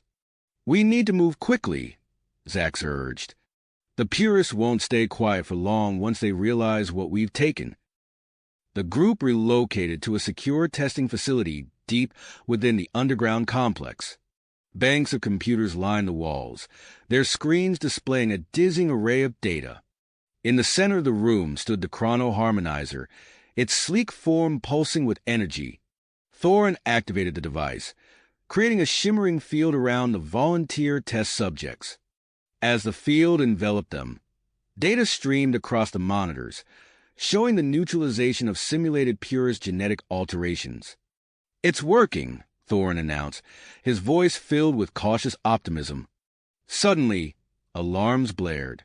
The chrono-harmonizer's core began to glow an intense blue, energy arcing between its components. "It's overloading," Thorin shouted, his fingers flying across the control panel. Before anyone could react, a burst of temporal energy erupted from the device. The wave washed over the room, but seemed to focus on Donald and Wren. Their bodies began to shimmer, phasing in and out of sync with their surroundings. "Donald!" Wren cried out, reaching for him as her form became increasingly translucent. Thorin and Zax worked frantically to stabilize the chrono-harmonizer, but it was too late. With a flash of blinding light, Donald and Wren vanished, leaving behind a fading temporal distortion. The world spun around them, a kaleidoscope of time and space. When reality reasserted itself, Donald and Wren found themselves in a vast, gleaming chamber. Massive viewports revealed the curvature of an unfamiliar planet below, its surface a swirl of vibrant colors. "Where are we?" Donald asked, his voice echoing strangely. Wren's eyes widened as she took in their surroundings. "Not where," she corrected. "When." They stood in what appeared to be a control room of a massive space station. The architecture blended sleek, advanced technology with intricate, steampunk-inspired designs. Holographic displays floated in the air, showing star charts and complex data streams. As they examined their new environment, Donald and Wren became aware of a startling change in their own bodies. Their forms now appeared to be composed of swirling temporal energy, shimmering and shifting like living fragments of the time stream. "What's happened to us?" Wren asked, holding up her hand and watching as it phased in and out of solidity. Donald concentrated, reaching out with his mind towards a nearby control panel. To his amazement, he found he could interface directly with the station's systems, accessing information and controlling various functions with mere thoughts. "We've changed again," he said. "Our abilities have evolved. We're not just time travelers anymore. We've become beings of temporal energy." As they explored their new forms and surroundings, Donald and Wren discovered they could move through the station systems almost at will, absorbing information and understanding complex technologies instantly. Through their connection to the station's databanks, they learned they had arrived at a pivotal moment in history. The space station served as neutral ground for peace negotiations between the Purists and the integrated society of humans and aliens. "This could be our chance to end the conflict once and for all," Wren said, her energy form pulsing with excitement. But as they delved deeper into the station's secure files, they uncovered something disturbing. Hidden beneath layers of encryption was evidence of a Purist plot to sabotage the talks and launch a devastating attack on the alien delegates. "We have to stop them," Donald said, his commitment evident even in his energy form. Using their new abilities, Donald and Wren began to systematically identify and track Purist agents planted throughout the facility. They moved unseen through the station systems, gathering evidence and neutralizing threats. As they worked, they triggered advanced security measures designed to detect temporal anomalies. Alarms blared throughout the station, alerting both Purist and integrated society forces to their presence.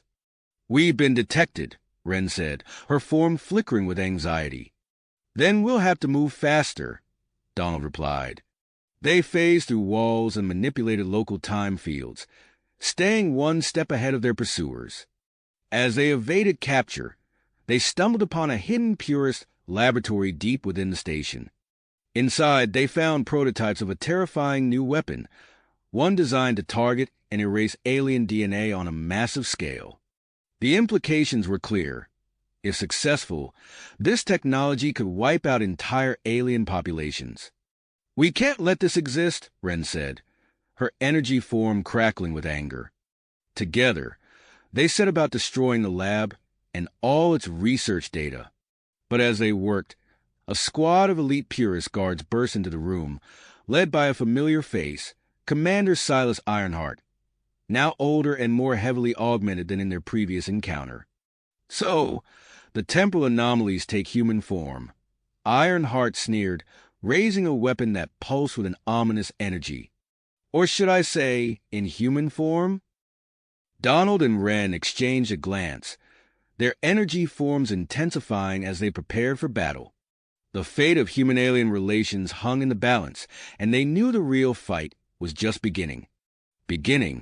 The room crackled with tension as Donald and Wren faced off against Commander Ironheart and his elite guards. In that moment of confrontation, Donald's energy form pulsed with an idea. He reached out to Wren through their telepathic link. "The station's communication systems. We can use them." Wren understood instantly. Together, they phased through the walls of the laboratory, leaving behind a confused and enraged Ironheart.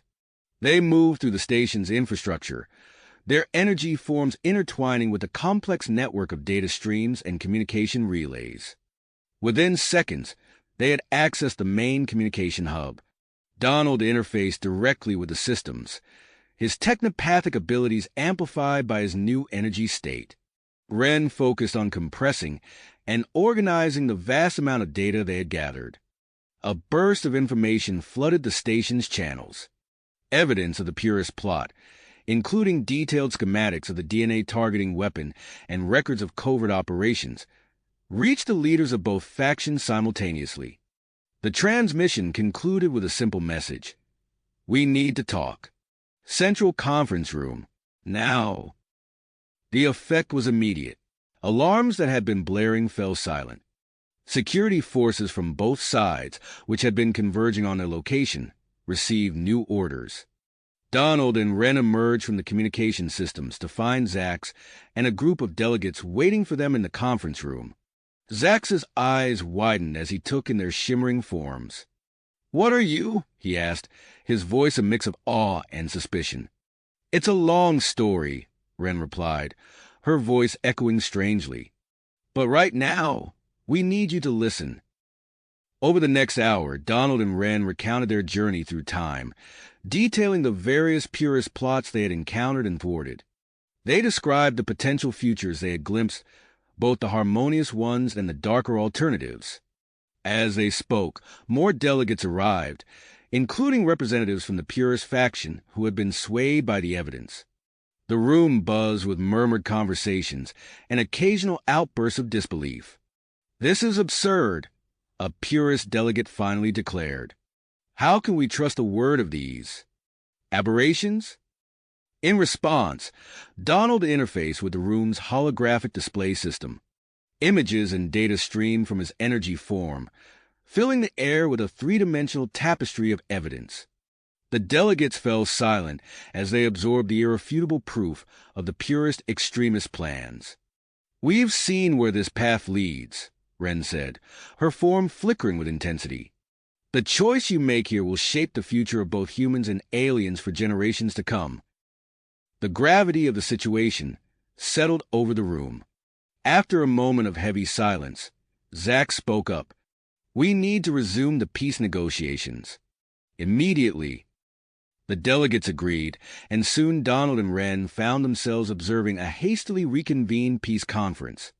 As the talks progressed, they noticed their energy forms beginning to fluctuate more radically. "We're running out of time," Donald communicated to Wren. "We need to make sure they have everything they need before we go." Wren nodded, her form shimmering with tenacity. They set to work, interfacing with the station's historical databases and predictive algorithms. In a matter of minutes, they compiled a comprehensive report on the long-term benefits of human-alien cooperation and the potential consequences of continued conflict. As they presented their findings to the delegates, Donald and Wren felt a familiar pulling sensation. The temporal energies that had brought them to this time were beginning to recede. Suddenly, alarms blared once again. Donald's connection to the station's systems alerted him to a new threat. "The Purists," he announced. "They're activating some kind of pulse device. It's designed to target non-human DNA." The conference room erupted into chaos. Zax immediately began organizing security teams, while the delegates argued about how to proceed. Donald and Wren exchanged a glance, their energy forms pulsing in unison. "We can find them," Wren said. "We can stop this." Zax nodded, quickly assembling a joint task force of integrated society forces and cooperative human delegates. "Lead the way," he told Donald and Wren. The mismatched group moved through the station's corridors, guided by Donald and Wren's ability to phase through walls and interface with security systems. They navigated around pockets of structural damage, evidence of the earlier conflicts that had rocked the station. As they neared the Purist stronghold, they encountered increasingly sophisticated defenses. Time distortion fields shimmered in the air, creating pockets of slowed or accelerated time. "They've adapted some of our technology," Donald observed, his energy form rippling with concern. Wren focused her abilities, creating a bubble of stable time around their group. "Stay close," she warned. "I can't maintain this for long." They pressed forward, disabling security measures and clearing a path for the task force. Finally, they reached a heavily reinforced door. Beyond it, energy readings indicated the presence of the pulse device and Commander Ironheart. Donald and Wren shared a silent moment of communication, their energy forms briefly merging. Then, with a surge of power, they phased through the door. The scene that greeted them was one of frantic activity. Purist scientists worked at control panels, surrounding a massive device that pulsed with ominous energy. And there, at the center of it all, stood Commander Ironheart. But the commander had changed. His body crackled with unstable temporal energy, his form shifting and distorting in a grotesque mimicry of Donald and Wren's energy states. "You're too late," Ironheart snarled, his voice echoing strangely through the temporal distortions. "The pulse is already charging. Soon this station, and then the entire sector, will be cleansed of alien influence." Donald and Wren moved to flank him, their energy forms intensifying. "It doesn't have to be this way, Ironheart," Donald said. "Stand down. We can find a peaceful solution." Ironheart's laugh was a harsh, distorted sound.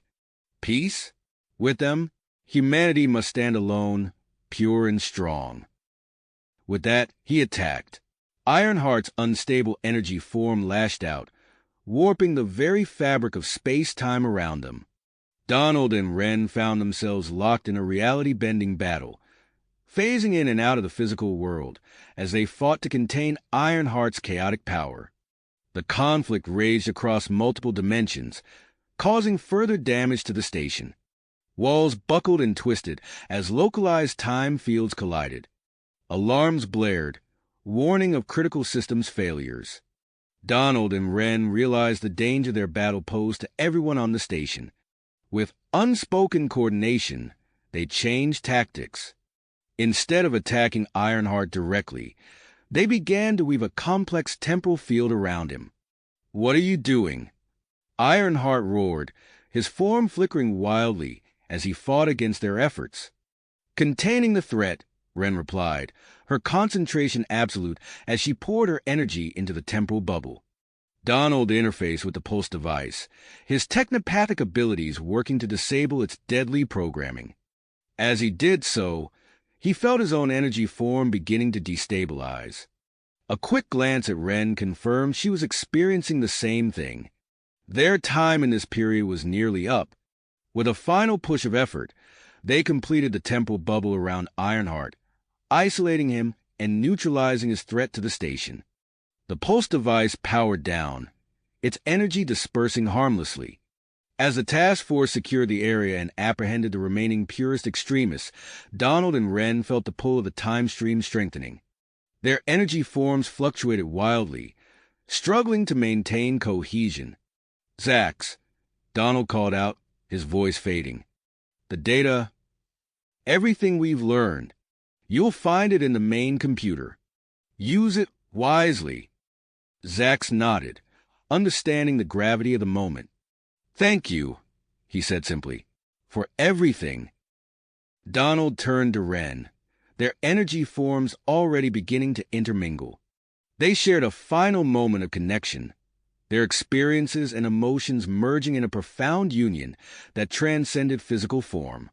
As they felt themselves being pulled back into the time stream, they caught glimpses of potential futures branching out from the changes they had made. They saw versions of the integrated society flourishing, but also caught dark glimpses of timelines where purist ideologies still took hold.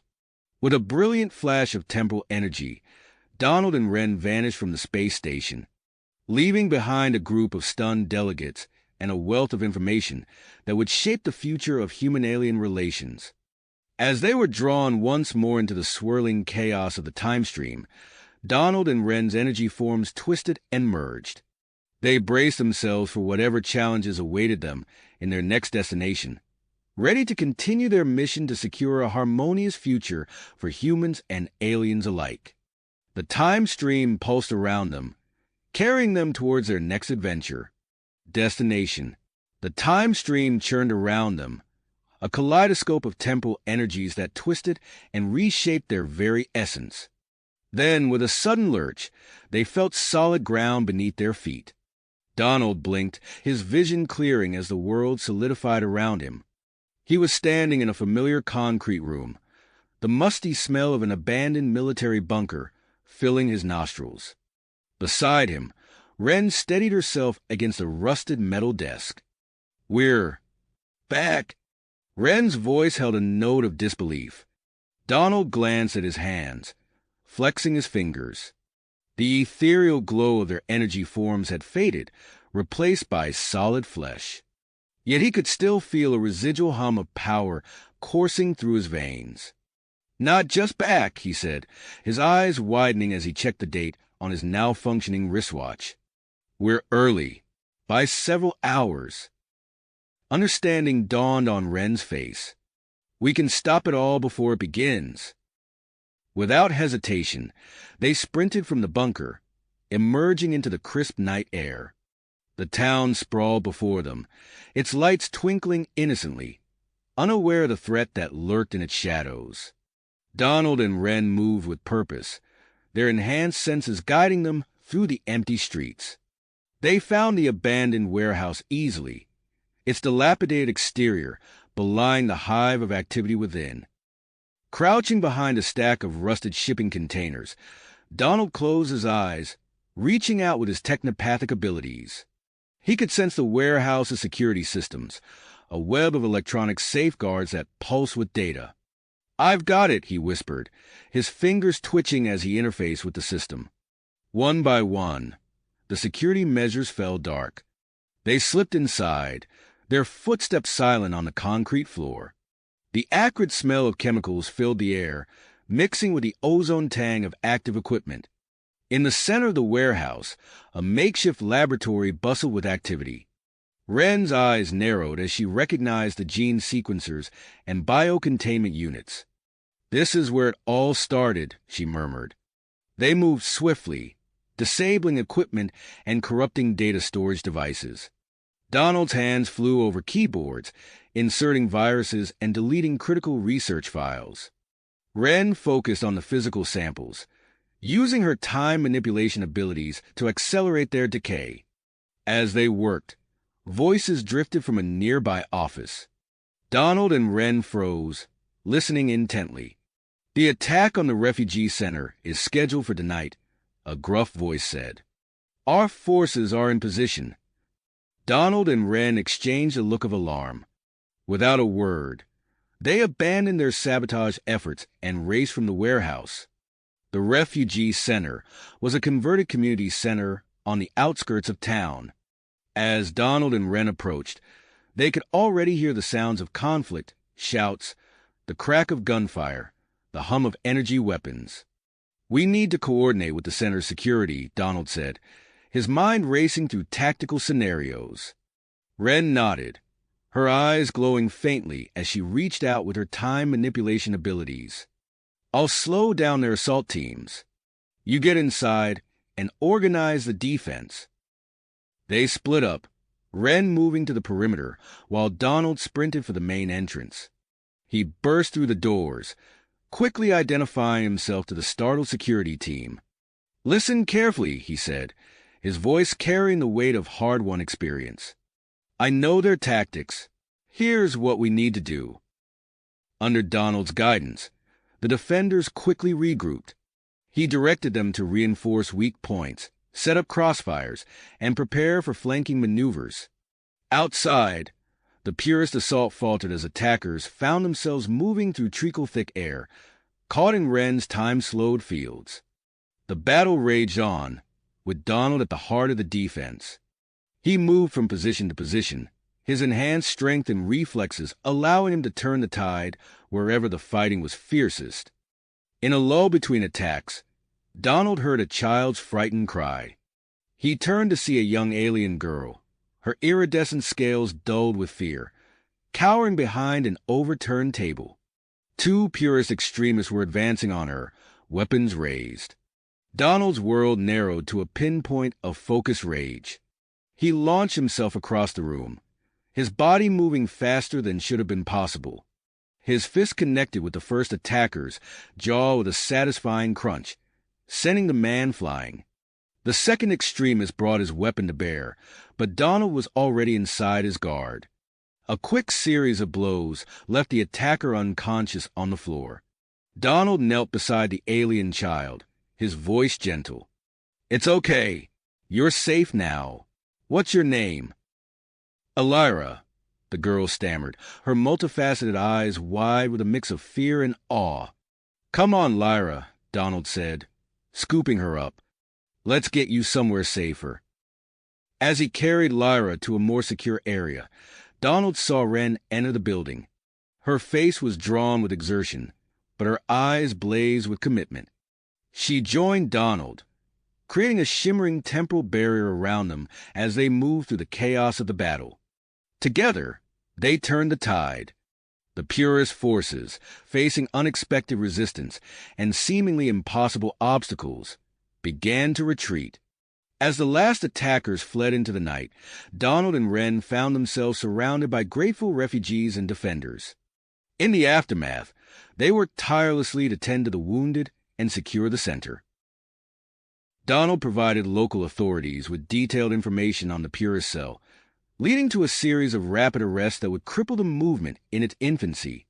As dawn broke, Donald and Ren stood on the roof of the refugee center, looking out over the awakening town. The weight of their accomplishments and the work still to be done settled over them.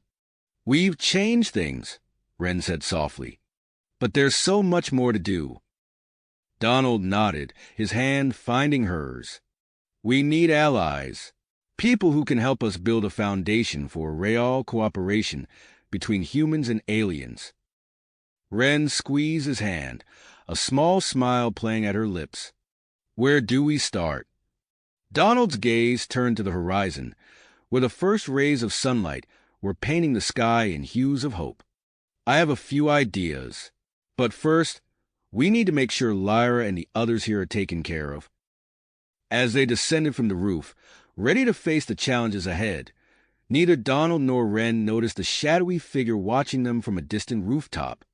Magnus Vex lowered his binoculars, his face twisting with a mixture of rage and commitment. He raised a communication device to his lips. "Initiate Protocol Omega," he growled. "It's time for our final play." "Contingency," Magnus Vex growled. "It's time for our final push." As the sun rose over the town, Donald and Ren descended from the refugee center's roof, unaware of the new threat looming on the horizon.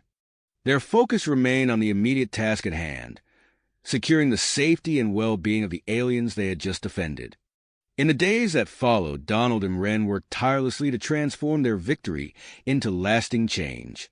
They reached out to sympathetic government officials and influential scientists, leveraging their knowledge of future events to build a coalition of support for human-alien cooperation. Their efforts culminated in the proposal for a joint human-alien research facility on the outskirts of town. The project faced initial skepticism, but Donald's persuasive arguments and Wren's ability to anticipate and counter objections soon won over key decision-makers. As construction began, Donald found himself immersed in the intricacies of integrating alien technology into the facility's infrastructure. He stood at the heart of the construction site, surrounded by a cacophony of human and alien workers collaborating on the ambitious project. Adjust the polarity on that quantum stabilizer. Donald called out to a team of human engineers struggling with an alien power coupling. He placed his hand on the device, his technopathic abilities allowing him to interface directly with the alien tech. Like this, he demonstrated, the coupling humming to life as energy flowed seamlessly through it. Wren, meanwhile, focused on guiding the facility's research priorities. She pored over data projections and future timelines, identifying the projects that would yield the most significant benefits for human-alien relations. We need to prioritize the medical research division, Wren explained to the facility's board of directors. Advances in xenobiology will lead to breakthroughs in treating human diseases, providing tangible proof of the benefits of collaboration. As the research facility took shape, a new challenge emerged. Marcus Thorne, a local activist with a gift for oratory, began rallying opposition to the alien presence in their community. His message, while less extreme than the purists, still promoted human exceptionalism and isolation. Donald and Wren watched from the edge of the town square as Thorne addressed a growing crowd. "We must protect our human heritage." Thorne's voice boomed across the square. "These aliens bring change we never asked for, technologies we don't understand. How can we trust them?" Recognizing the threat Thorne's rhetoric posed to their mission, Donald and Wren sprang into action. They organized a series of public outreach events, bringing human and alien scientists together to demonstrate their collaborative projects. At a local high school gymnasium, Donald stood before a packed audience of students and parents. Beside him, an alien scientist named ZYX manipulated a holographic display showing a new clean energy device. "This technology," Donald explained, gesturing to the shimmering hologram, "is the result of human ingenuity combined with alien expertise. It has the potential to provide clean, limitless energy to every home in this town and eventually the world." The crowd murmured with interest, but Donald could see lingering doubt on many faces. Suddenly, the holographic device flickered ominously. ZYX's eyes widened in alarm. "The containment field is destabilizing," he shouted. Without hesitation, Donald leapt into action. He placed his hands on the actual prototype device, using his technopathic abilities to interface directly with its systems. Time seemed to slow as he raced against the cascading failure. With a final surge of effort, Donald managed to stabilize the device, averting a potentially catastrophic explosion. As he stepped back, sweat beading on his forehead, he realized the entire gym had fallen silent. Then, a single pair of hands began to clap. The applause spread quickly, humans and aliens alike joining in a thunderous ovation. Donald caught Wren's eye across the room, sharing a moment of triumph amid the cheering crowd. The incident, captured on numerous cell phones, quickly went viral. Overnight, Donald became a symbol of human-alien cooperation, his act of heroism serving as a powerful counterpoint to Thorne's message of isolation. As public opinion began to shift, Wren found herself drawn to a new project. Lyra, the young alien girl they had rescued during the Purist attack, had started spending time at the research facility. Wren noticed the child's fascination with the temporal mechanics lab and recognized a familiar spark of potential. "Would you like to learn more about how time works?" Wren asked Lyra one afternoon, kneeling down to meet the girl's multifaceted eyes. Lyra nodded eagerly, her iridescent scales shimmering with excitement. "Can you show me how to do what you do?" she asked, her voice filled with wonder. Wren smiled, feeling a surge of warmth at the child's enthusiasm. "It's not something that can be taught quickly," she explained gently. "But if you're willing to work hard and be patient, I can help you understand your abilities." As Ren began mentoring Lyra, she found unexpected joy in passing on her knowledge. The young alien's progress was remarkable, her natural aptitude for temporal mechanics surpassing even Ren's most optimistic expectations. One evening, as Donald and Ren were reviewing plans for the facility's next phase of expansion, an alert chimed on their security system. They exchanged a glance of surprise as the camera feed revealed a familiar face at the main entrance. "Dr. Novak?"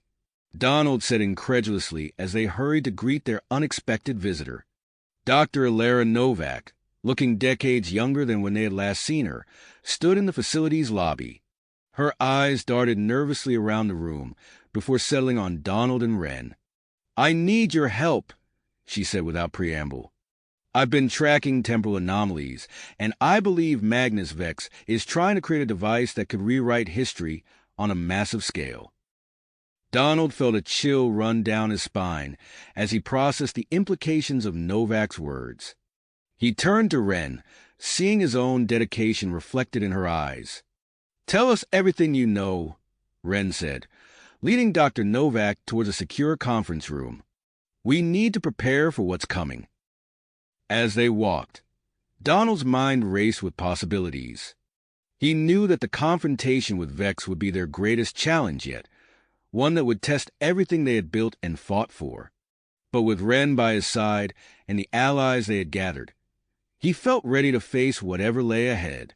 The door of the conference room closed behind them, shutting out the bustle of the facility as they prepared to plan their next move in the ongoing struggle to secure a future of human-alien cooperation. As they settled into their seats, the weight of Dr. Novak's revelation hung heavy in the air. "We don't have much time," Dr. Novak began, her voice hushed despite the room's privacy. "Vex's plan is already in motion.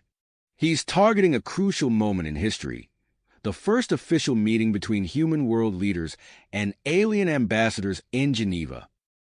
Donald leaned forward, his brow furrowed. "When exactly is this meeting taking place?" 3 days from now," Ren answered, her eyes unfocused as she accessed her knowledge of the timeline. "It's the cornerstone event that sets the stage for peaceful cooperation between humans and aliens." "Then we need to act fast," Donald said, standing up.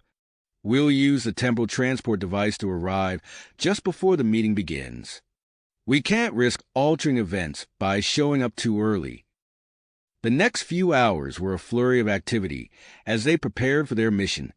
Donald coordinated with the facility staff to gather the necessary equipment, while Ren and Dr. Novak fine-tuned the temporal transport device to ensure precise arrival.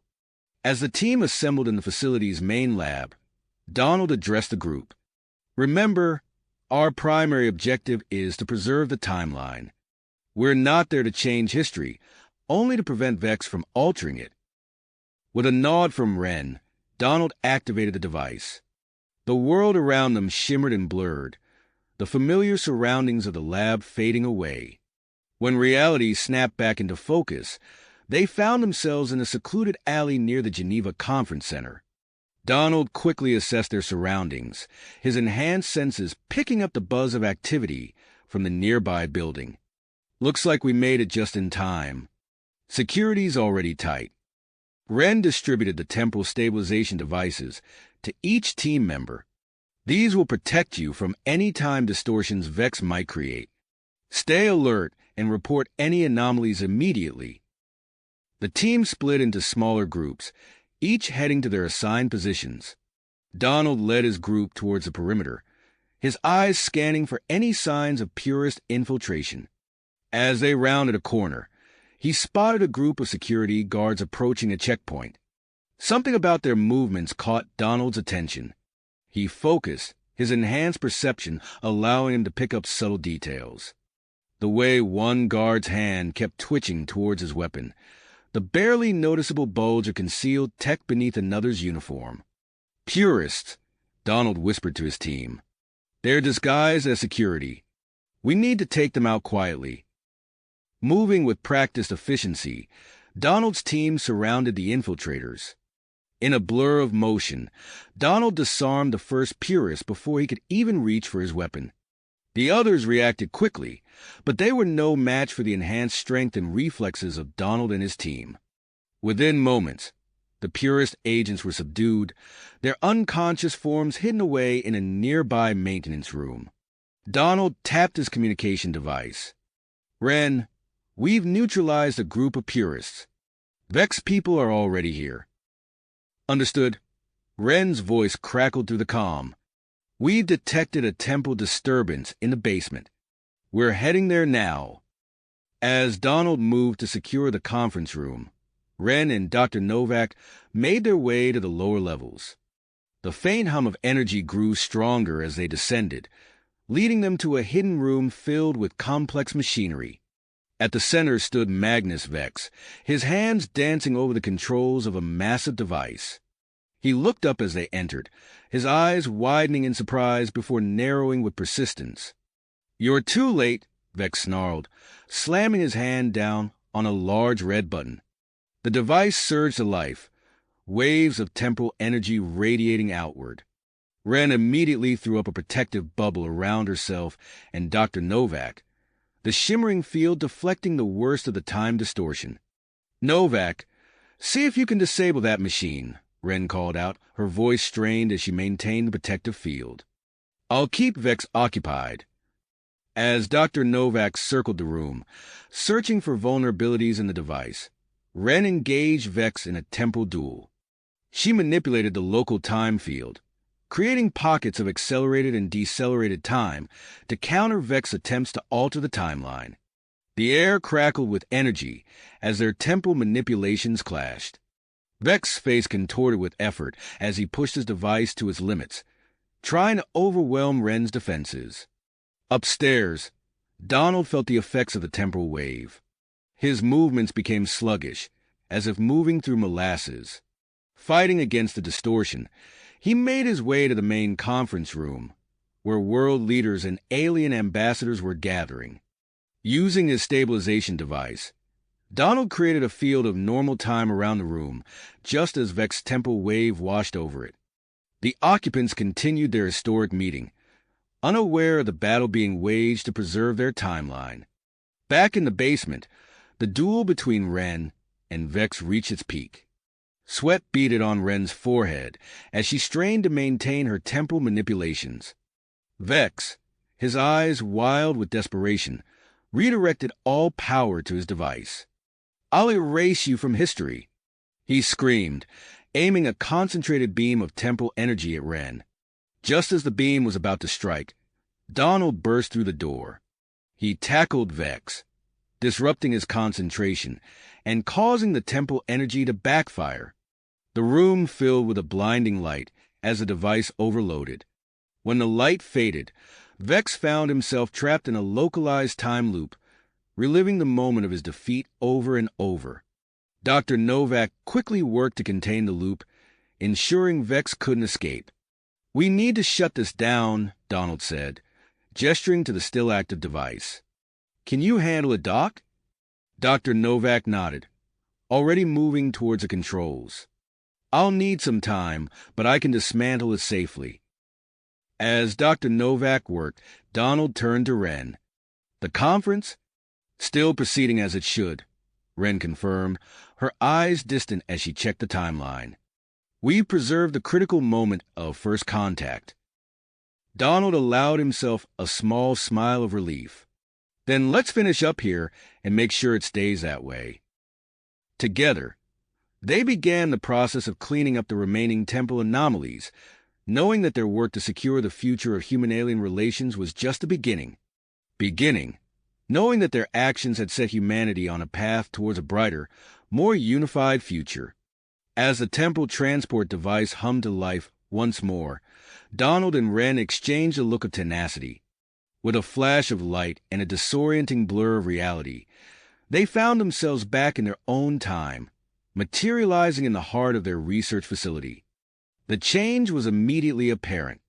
What had once been a modest complex was now a sprawling, state-of-the-art installation. The air buzzed with activity as humans and aliens alike moved purposefully through the corridors, engaged in animated discussions and collaborative projects. "It worked," Donald breathed, taking in the scene with wide eyes. "We actually did it." Wren nodded, her expression a mix of relief and wonder. "The timeline has been altered, but for the better. This is what we fought for." Before they could fully process their new surroundings, a familiar voice called out to them. "Donald, Wren, you're back." They turned to see a striking young alien woman approaching, her iridescent scales shimmering under the facility's lights. It took them a moment to recognize her. "Lyra?" Wren asked, stunned by the transformation of the once young girl they had rescued. Lyra smiled, her multifaceted eyes gleaming with intelligence and warmth. "It's been years for me, though I imagine it's only been moments for you. Welcome home." As Lyra led them through the facility, she brought them up to speed on the changes that had occurred in their absence. The successful preservation of the Geneva Conference had indeed paved the way for unprecedented cooperation between humans and aliens. Their research facility had grown into a major hub for interspecies collaboration, pioneering breakthroughs in various fields. However, Lyra's expression grew serious as they entered a secure briefing room. "I'm afraid it's not all good news," she said, activating a holographic display. "We have a new threat to deal with."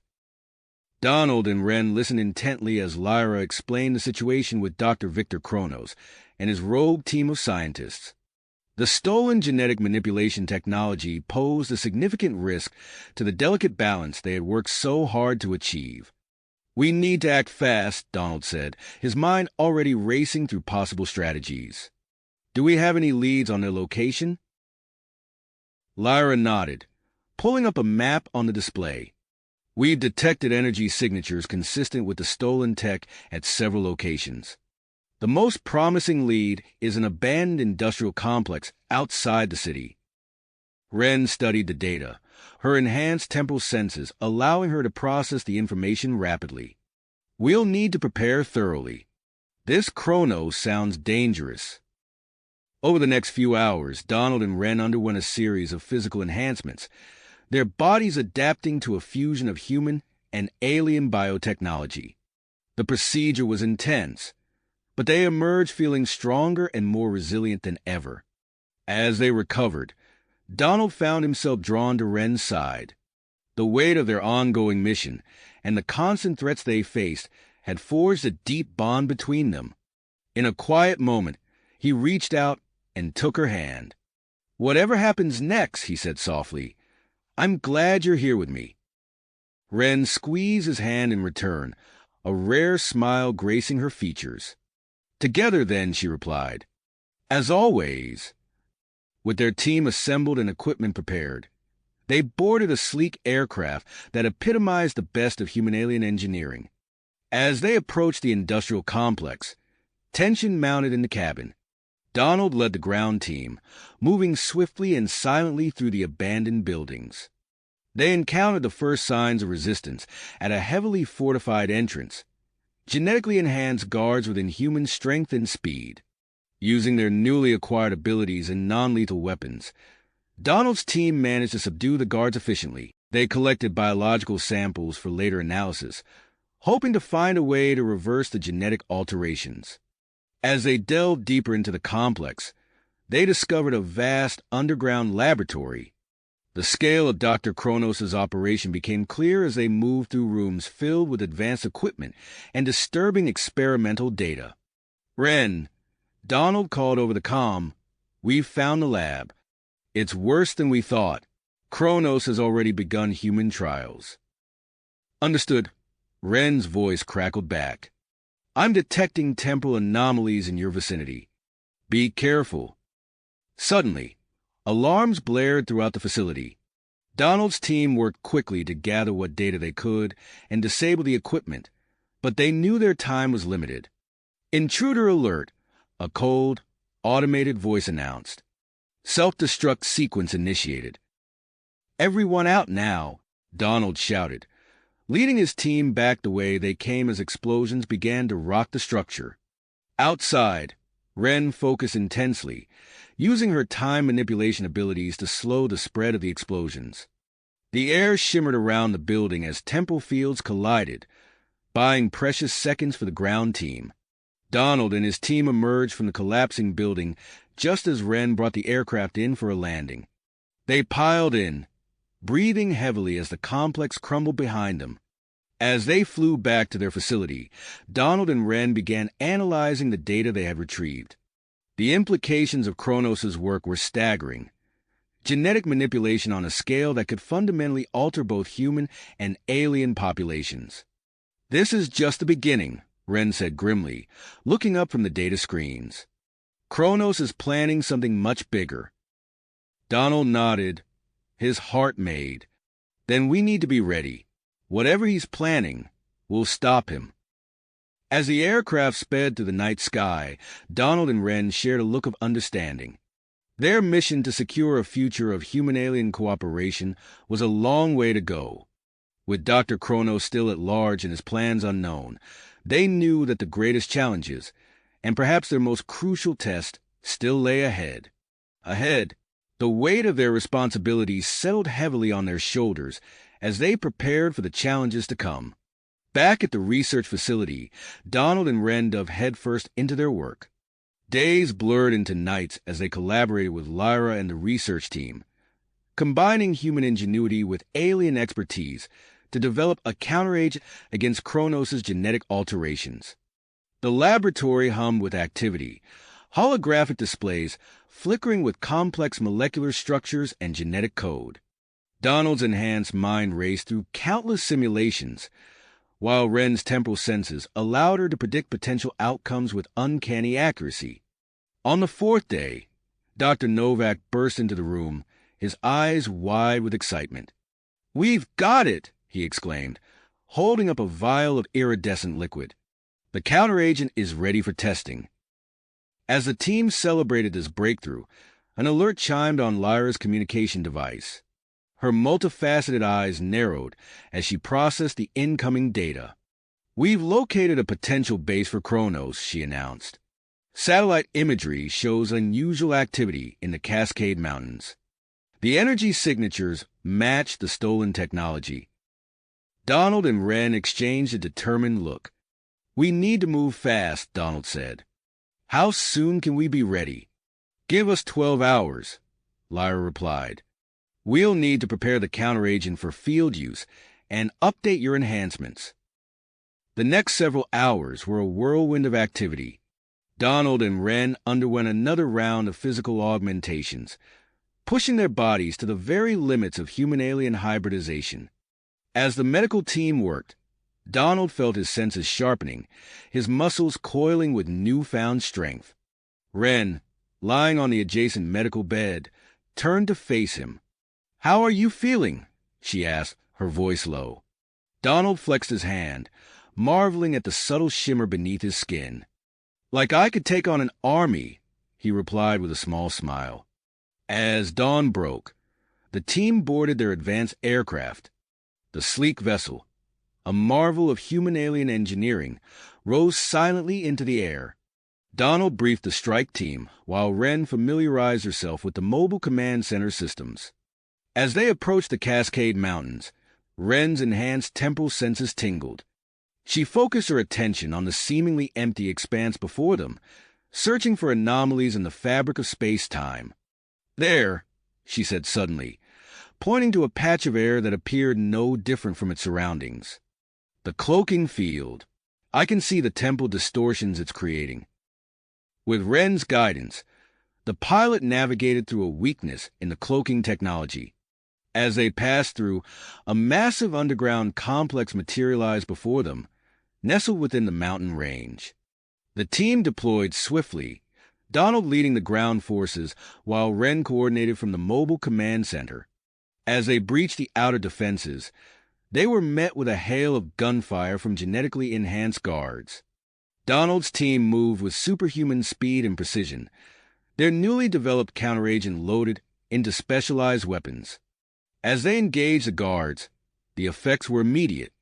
The altered soldiers stumbled, their enhanced abilities neutralized by the counteragent. Pushing deeper into the facility, Donald's enhanced senses picked up the faint hum of powerful machinery. "Ren," he called over the comm, "we're picking up strong energy readings ahead. Any idea what we're dealing with?" Ren's fingers flew over the holographic displays, analyzing the incoming data. "It looks like a large-scale genetic manipulation device," she replied. "According to these readings, it's capable of affecting a massive area. We need to shut it down." As the team fought their way through layers of security, they entered a vast chamber filled with rows upon rows of stasis pods. Donald's breath caught in his throat as he realized each pod contained a test subject, human and alien alike. "We need to get these people out," he said, his voice tight. "Team 2, start working on stabilizing the subjects and administering the counteragent. The rest of you, with me." As half the team began the delicate process of rescuing the test subjects, Donald led the remaining forces towards the heart of the complex. The resistance grew fiercer with each level they descended, but their enhanced abilities and the counteragent kept them one step ahead. Suddenly, Ren's urgent voice crackled over the comm. "Donald, I'm detecting a massive power surge from the central chamber. Kronos is initiating his device." "Understood," Donald replied, his voice steady despite the gravity of the situation. "We're almost there. Be ready to assist with the shutdown sequence." With a final push, Donald's team breached the central control room. There, surrounded by banks of pulsing machinery, stood Dr. Kronos. The scientist's eyes gleamed with a mad light as he turned to face them. "You're too late," Kronos snarled, his fingers dancing over a complex control panel. "The future of humanity, of all species, is about to be rewritten." Donald lunged forward, his enhanced physiology allowing him to close the distance in the blink of an eye. He grappled with Kronos, the scientist's own genetic enhancements, making him a formidable opponent. As they fought, Ren's voice guided the team through the process of shutting down the device. Seconds stretched into eternity as they raced against time, the air thick with tension and the crackle of energy. With a final, desperate move, Donald managed to subdue Kronos. At the same moment, Ren announced triumphantly, "Device deactivated. We've done it." Their victory was short-lived, however, as alarms began blaring throughout the facility. The complex shuddered ominously, the overload from Kronos' device triggering a cascade failure in the reactor core. "Everyone out now," Donald ordered, hefting the unconscious Kronos over his shoulder. "Ren, we need an exit route." As the team raced to evacuate, Ren's temporal abilities came into play once more. She manipulated the local time field, slowing the reactor's meltdown and buying them precious minutes to escape. The aircraft lifted off just as the mountain facility imploded, the ground collapsing in on itself with a deafening roar. As they soared away from the destruction, the team allowed themselves a moment of relief. But their celebration was tempered by the realization that their work was just getting started. As they began to sift through the data recovered from Kronos' facility, a chilling picture emerged. "This isn't the end," Ren said quietly, her eyes scanning the information scrolling across her display. Kronos was just one part of a much larger organization. There are more facilities out there, more people involved in this plot to reshape human and alien genetics. Donald nodded grimly, his mind already racing with the implications. "Then we need to act fast," he said. "We'll need to brief the world leaders and alien ambassadors as soon as we land. This threat is bigger than anything we've faced before." As the aircraft sped back towards their research center, Donald and Ren shared a look of understanding. The challenges ahead would test them in ways they couldn't yet imagine, but together, they stood ready to face whatever came next. As the aircraft sped back towards their research center, Donald and Ren dove into the data recovered from Kronos' facility. The more they uncovered, the more their concern grew. "This goes far beyond Kronos," Ren said, her eyes darting across multiple holographic displays. We're looking at a global network of secret laboratories, all working on advanced genetic manipulation technology. Donald leaned in, his enhanced vision allowing him to process the information at superhuman speeds. If even half of this data is accurate, we're facing a threat that could destabilize human-alien relations on a massive scale. They spent the next several hours analyzing the intelligence, identifying key facilities and potential targets. By the time they landed, a plan was already taking shape. In the days that followed, Donald and Wren worked tirelessly to organize a series of coordinated raids on the identified laboratories. They assembled teams of enhanced operatives, each equipped with the latest human-alien hybrid technology and the counteragent they had developed. As the final preparations were made, Donald briefed the assembled teams. We'll be hitting multiple targets simultaneously across the globe. Our primary objectives are to neutralize these facilities, secure any data or technology, and apprehend key personnel. Wren stepped forward, her temporal senses already reaching out to monitor the complex web of events about to unfold. I'll be coordinating from the command center, providing real-time intelligence and support. Remember, we're not just fighting for ourselves. The future of human-alien cooperation hangs in the balance. Donald led his team to a sleek, submersible vehicle designed for deep-sea operations. Their target, a hidden underwater facility in the Pacific Ocean, suspected to be the network's headquarters. As they descended into the inky depths, Donald felt the pressure building around them. The advanced diving gear they wore, a seamless blend of human ingenuity and alien technology, allowed them to operate efficiently in the hostile environment. Approaching the target, the pilot announced. Cloaking systems engaged. Through the submersible's viewports, a massive structure loomed out of the darkness. Camouflaged against the ocean floor, it was a testament to the network's resources and technological prowess. "Team, prepare for insertion," Donald ordered, his voice calm despite the tension thrumming through his enhanced body. They breached the facility's outer hull with precision, water rushing in behind them as they fought their way through the first line of defense. Genetically enhanced guards, their movements unnaturally fast, swarmed towards them. Donald's team moved with practiced efficiency, their specialized weapons firing bursts of the counteragent. Guards fell, their enhanced abilities neutralized, but more kept coming. "Push forward," Donald shouted, leading the charge deeper into the complex. As they battled through level after level, Donald's enhanced senses picked up the faint hum of powerful machinery. They were getting close to the heart of the facility. Suddenly, Wren's voice crackled over the comm. "Donald, be advised. I'm detecting a surge of communications between targeted facilities. They know we're coming." "Understood," Donald replied, ducking under a guard's wild swing and countering with a swift strike. "Any word from the other teams?" "Most are progressing as planned, but Team 3 is encountering heavy resistance in the Siberian facility. I'm redirecting support their way." Donald acknowledged the update, his mind already racing with tactical adjustments.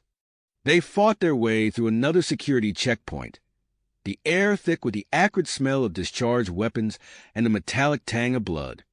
As they entered a vast laboratory space, Donald's team spread out, securing the area and gathering crucial data. What they found chilled them to the bone. "Wren," Donald called, his voice tight. "We've discovered evidence of a new genetic manipulation technology. It's beyond anything we've seen before. The precision of the DNA alterations is unprecedented." Before Wren could respond, alarms blared throughout the facility. The main doors to the lab slid open, revealing a figure that radiated menace. "Ah, the infamous Donald," the figure sneered, stepping into the light. "I've been looking forward to testing myself against Kronos' pet project." Donald tensed, recognizing the network's leader from their intelligence briefings. The man's body rippled with augmented muscle, his eyes glowing with an unnatural light. "Team, Secure the data and prepare for extraction, Donald ordered, never taking his eyes off his opponent. I'll handle this. The two enhanced individuals clashed in a blur of motion, their augmented bodies pushing the limits of human capability. Donald felt his bones creak under the strain, his opponent's strength nearly overwhelming him. As they fought, the facility around them began to shudder. Ren's urgent voice came over the comm once more. Donald, the facility systems are overloading. You need to get out of there now. Donald disengaged from his opponent, narrowly dodging a crushing blow. Team status, he barked, already moving towards the exit. Data secured, sir, came the response. But we're cut off from our primary escape route. Thinking quickly, Donald led his team through the collapsing facility, relying on his enhanced senses to navigate the chaos. Water began to pour in through widening cracks in the structure, turning their escape into a race against time. As they reached the submersible, Donald turned to face the network leader one last time. The man stood at the end of the corridor, a look of fury on his face as he realized his plans were crumbling around him. "This isn't over," the leader snarled, his voice barely audible over the groaning of the failing structure. Donald said nothing, sealing the submersible's hatch as his team piled in. They launched just as the facility began its final collapse, the ocean rushing in to reclaim the space. As they ascended towards the surface, reports from other teams began to filter in. Multiple facilities neutralized, vast amounts of data recovered, key personnel apprehended. The coordinated operation had been a success, dealing a significant blow to the genetic manipulation network. Yet Donald knew their work was far from finished. As they were extracted by waiting aircraft, his mind was already turning to the challenges ahead. The recovered data would need to be analyzed, the remaining network elements tracked down, and the dangerous new technology secured. Back at the research facility, Donald and Ren began the arduous task of sifting through the mountain of intelligence they had gathered. The scope of the network's activities was staggering, its tendrils reaching into the highest levels of both human and alien societies. "We've crippled their operations," Ren said, her eyes never leaving the displays before her. "But several key figures are still unaccounted for. And this new genetic manipulation technology, if it falls into the wrong hands..." Donald nodded grimly, understanding the implications. "We need to move fast. Prepare a briefing for the world leaders and alien ambassadors. They need to understand the full extent of the threat we're facing." As they worked late into the night, formulating strategies and planning their next moves, Donald and Ren drew strength from each other's presence. The challenges ahead were daunting, but together, they stood ready to face whatever came their way. As Donald and Ren continued their analysis of the recovered data, the quiet hum of the research facility's advanced systems was suddenly interrupted by an urgent alert. Ren's hand flew to her earpiece, her eyes widening as she processed the incoming information. "Donald, we've got a situation," she said, her voice tense. "It's Lyra. She's detected a temporal anomaly in the South Pacific." Donald's head snapped up from the holographic display he'd been studying. "Temporal anomaly? What kind?" Ren's fingers danced across her control panel, bringing up a 3D map of the area. "The energy signature matches the chronoharmonizer we encountered before. It's coming from a remote island." Without hesitation, Donald began initiating their emergency protocols. "Alert the team. We're moving out immediately." Within minutes, their advanced aircraft was cutting through the night sky, its stealth systems rendering it nearly invisible to conventional detection methods. As they approached their destination, Donald and Ren underwent a final round of physical enhancements in the aircraft's medical bay. Donald winced as the nano-injectors delivered their payload, feeling his muscles tense and relax as the enhancements took effect. "Status report," he called out, flexing his fingers as he adjusted to the heightened sensations. "All systems green," replied the aircraft's AI. "Approaching target zone in T-minus 10 minutes."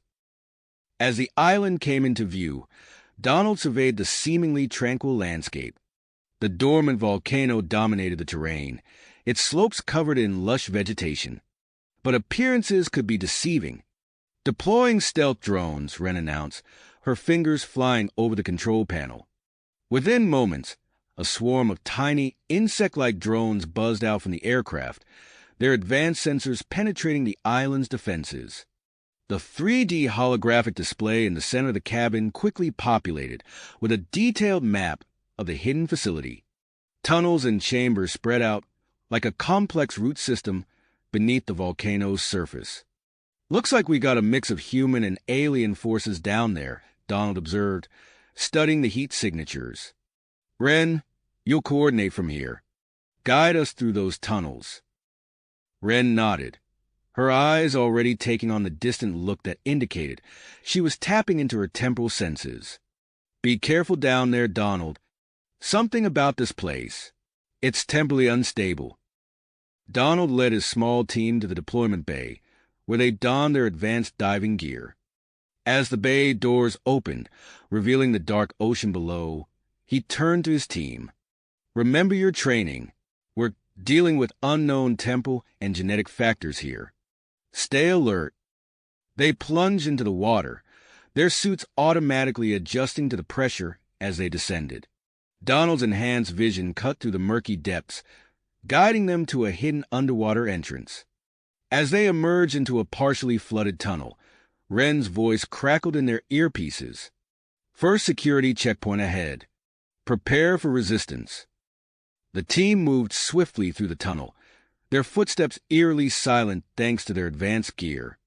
As they rounded a corner, they encountered their first group of guards, a mix of humans and aliens, all bearing signs of genetic enhancement. Donald's team reacted with practiced precision. Their weapons fired bursts of the newly developed counteragent, neutralizing the guards' enhancements.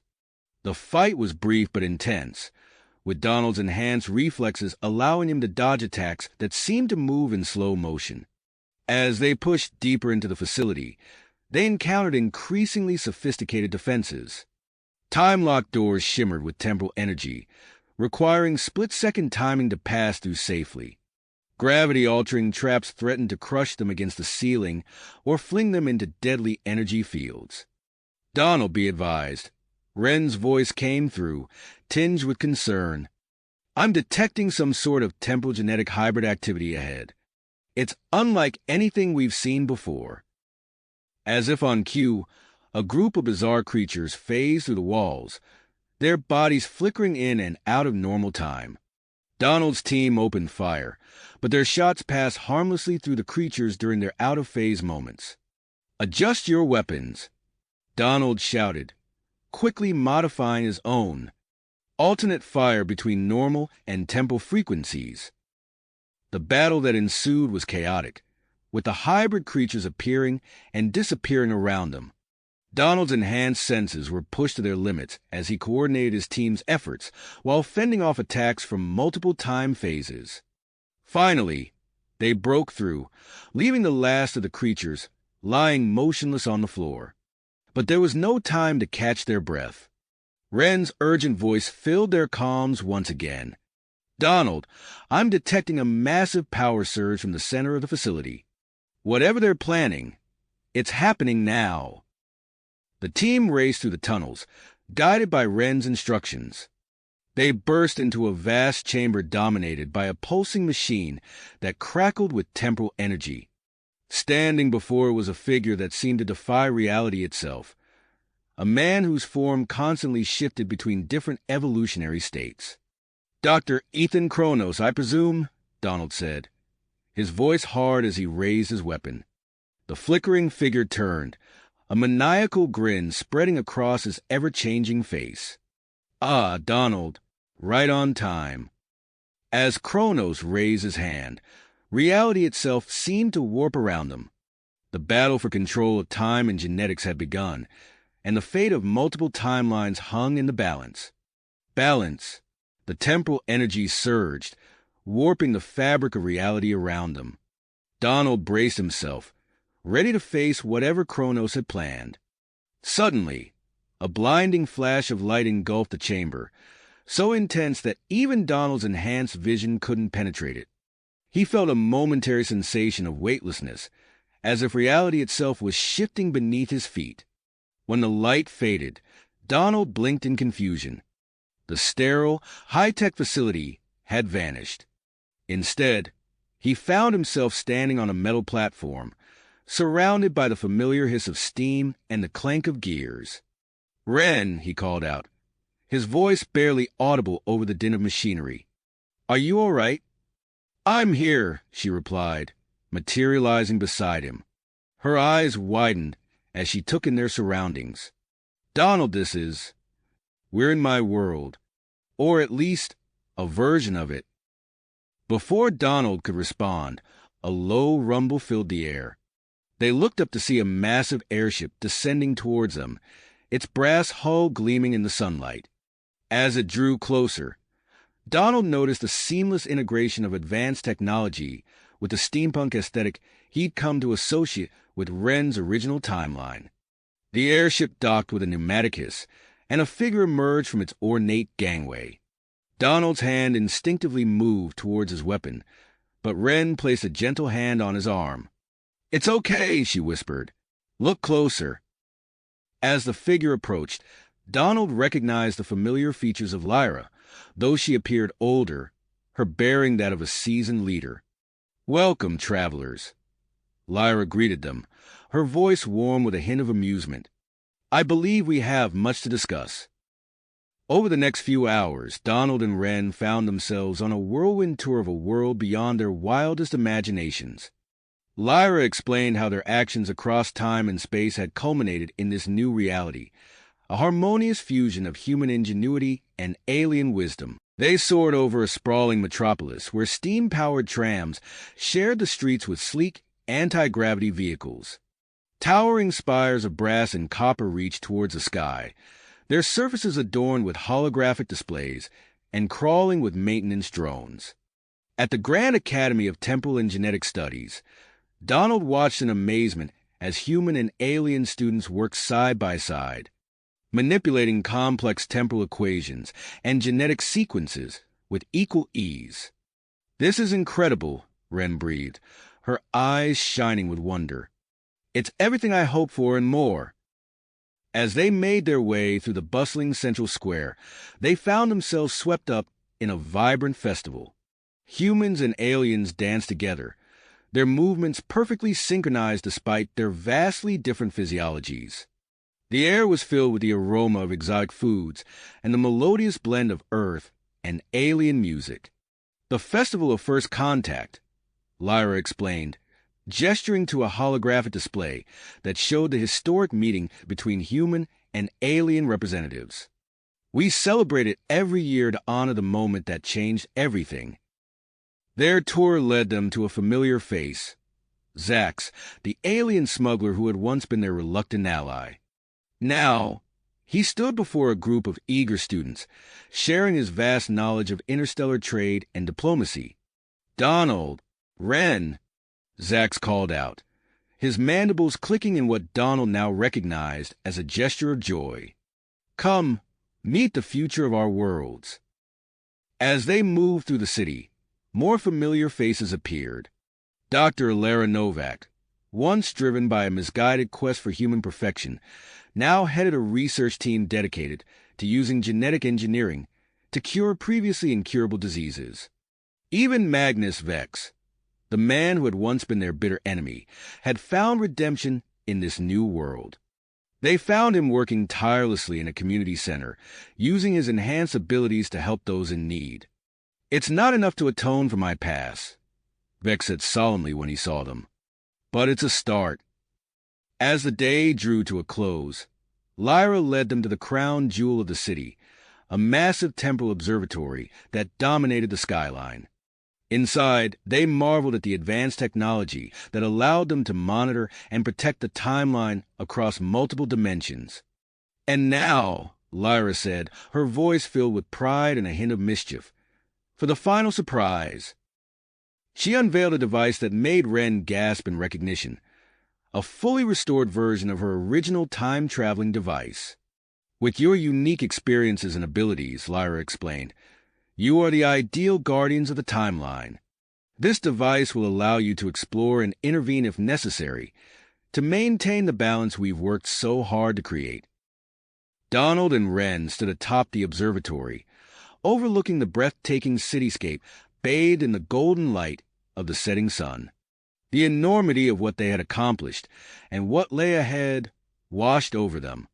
"So," Donald said, turning to Wren with a smile that held equal parts excitement and trepidation.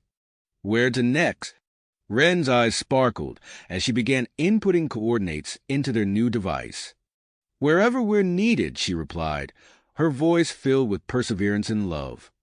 As the device hummed to life, Donald took one last look at the wondrous world they'd helped create. Then, with a flash of temporal energy, they vanished, ready to face whatever challenges awaited them across time and space. You have reached the end of the story. If you enjoyed this story and want to support us, please leave a like and subscribe to our channel, and for every comment that says 88, I will heart every single one of them. Thank you for your time.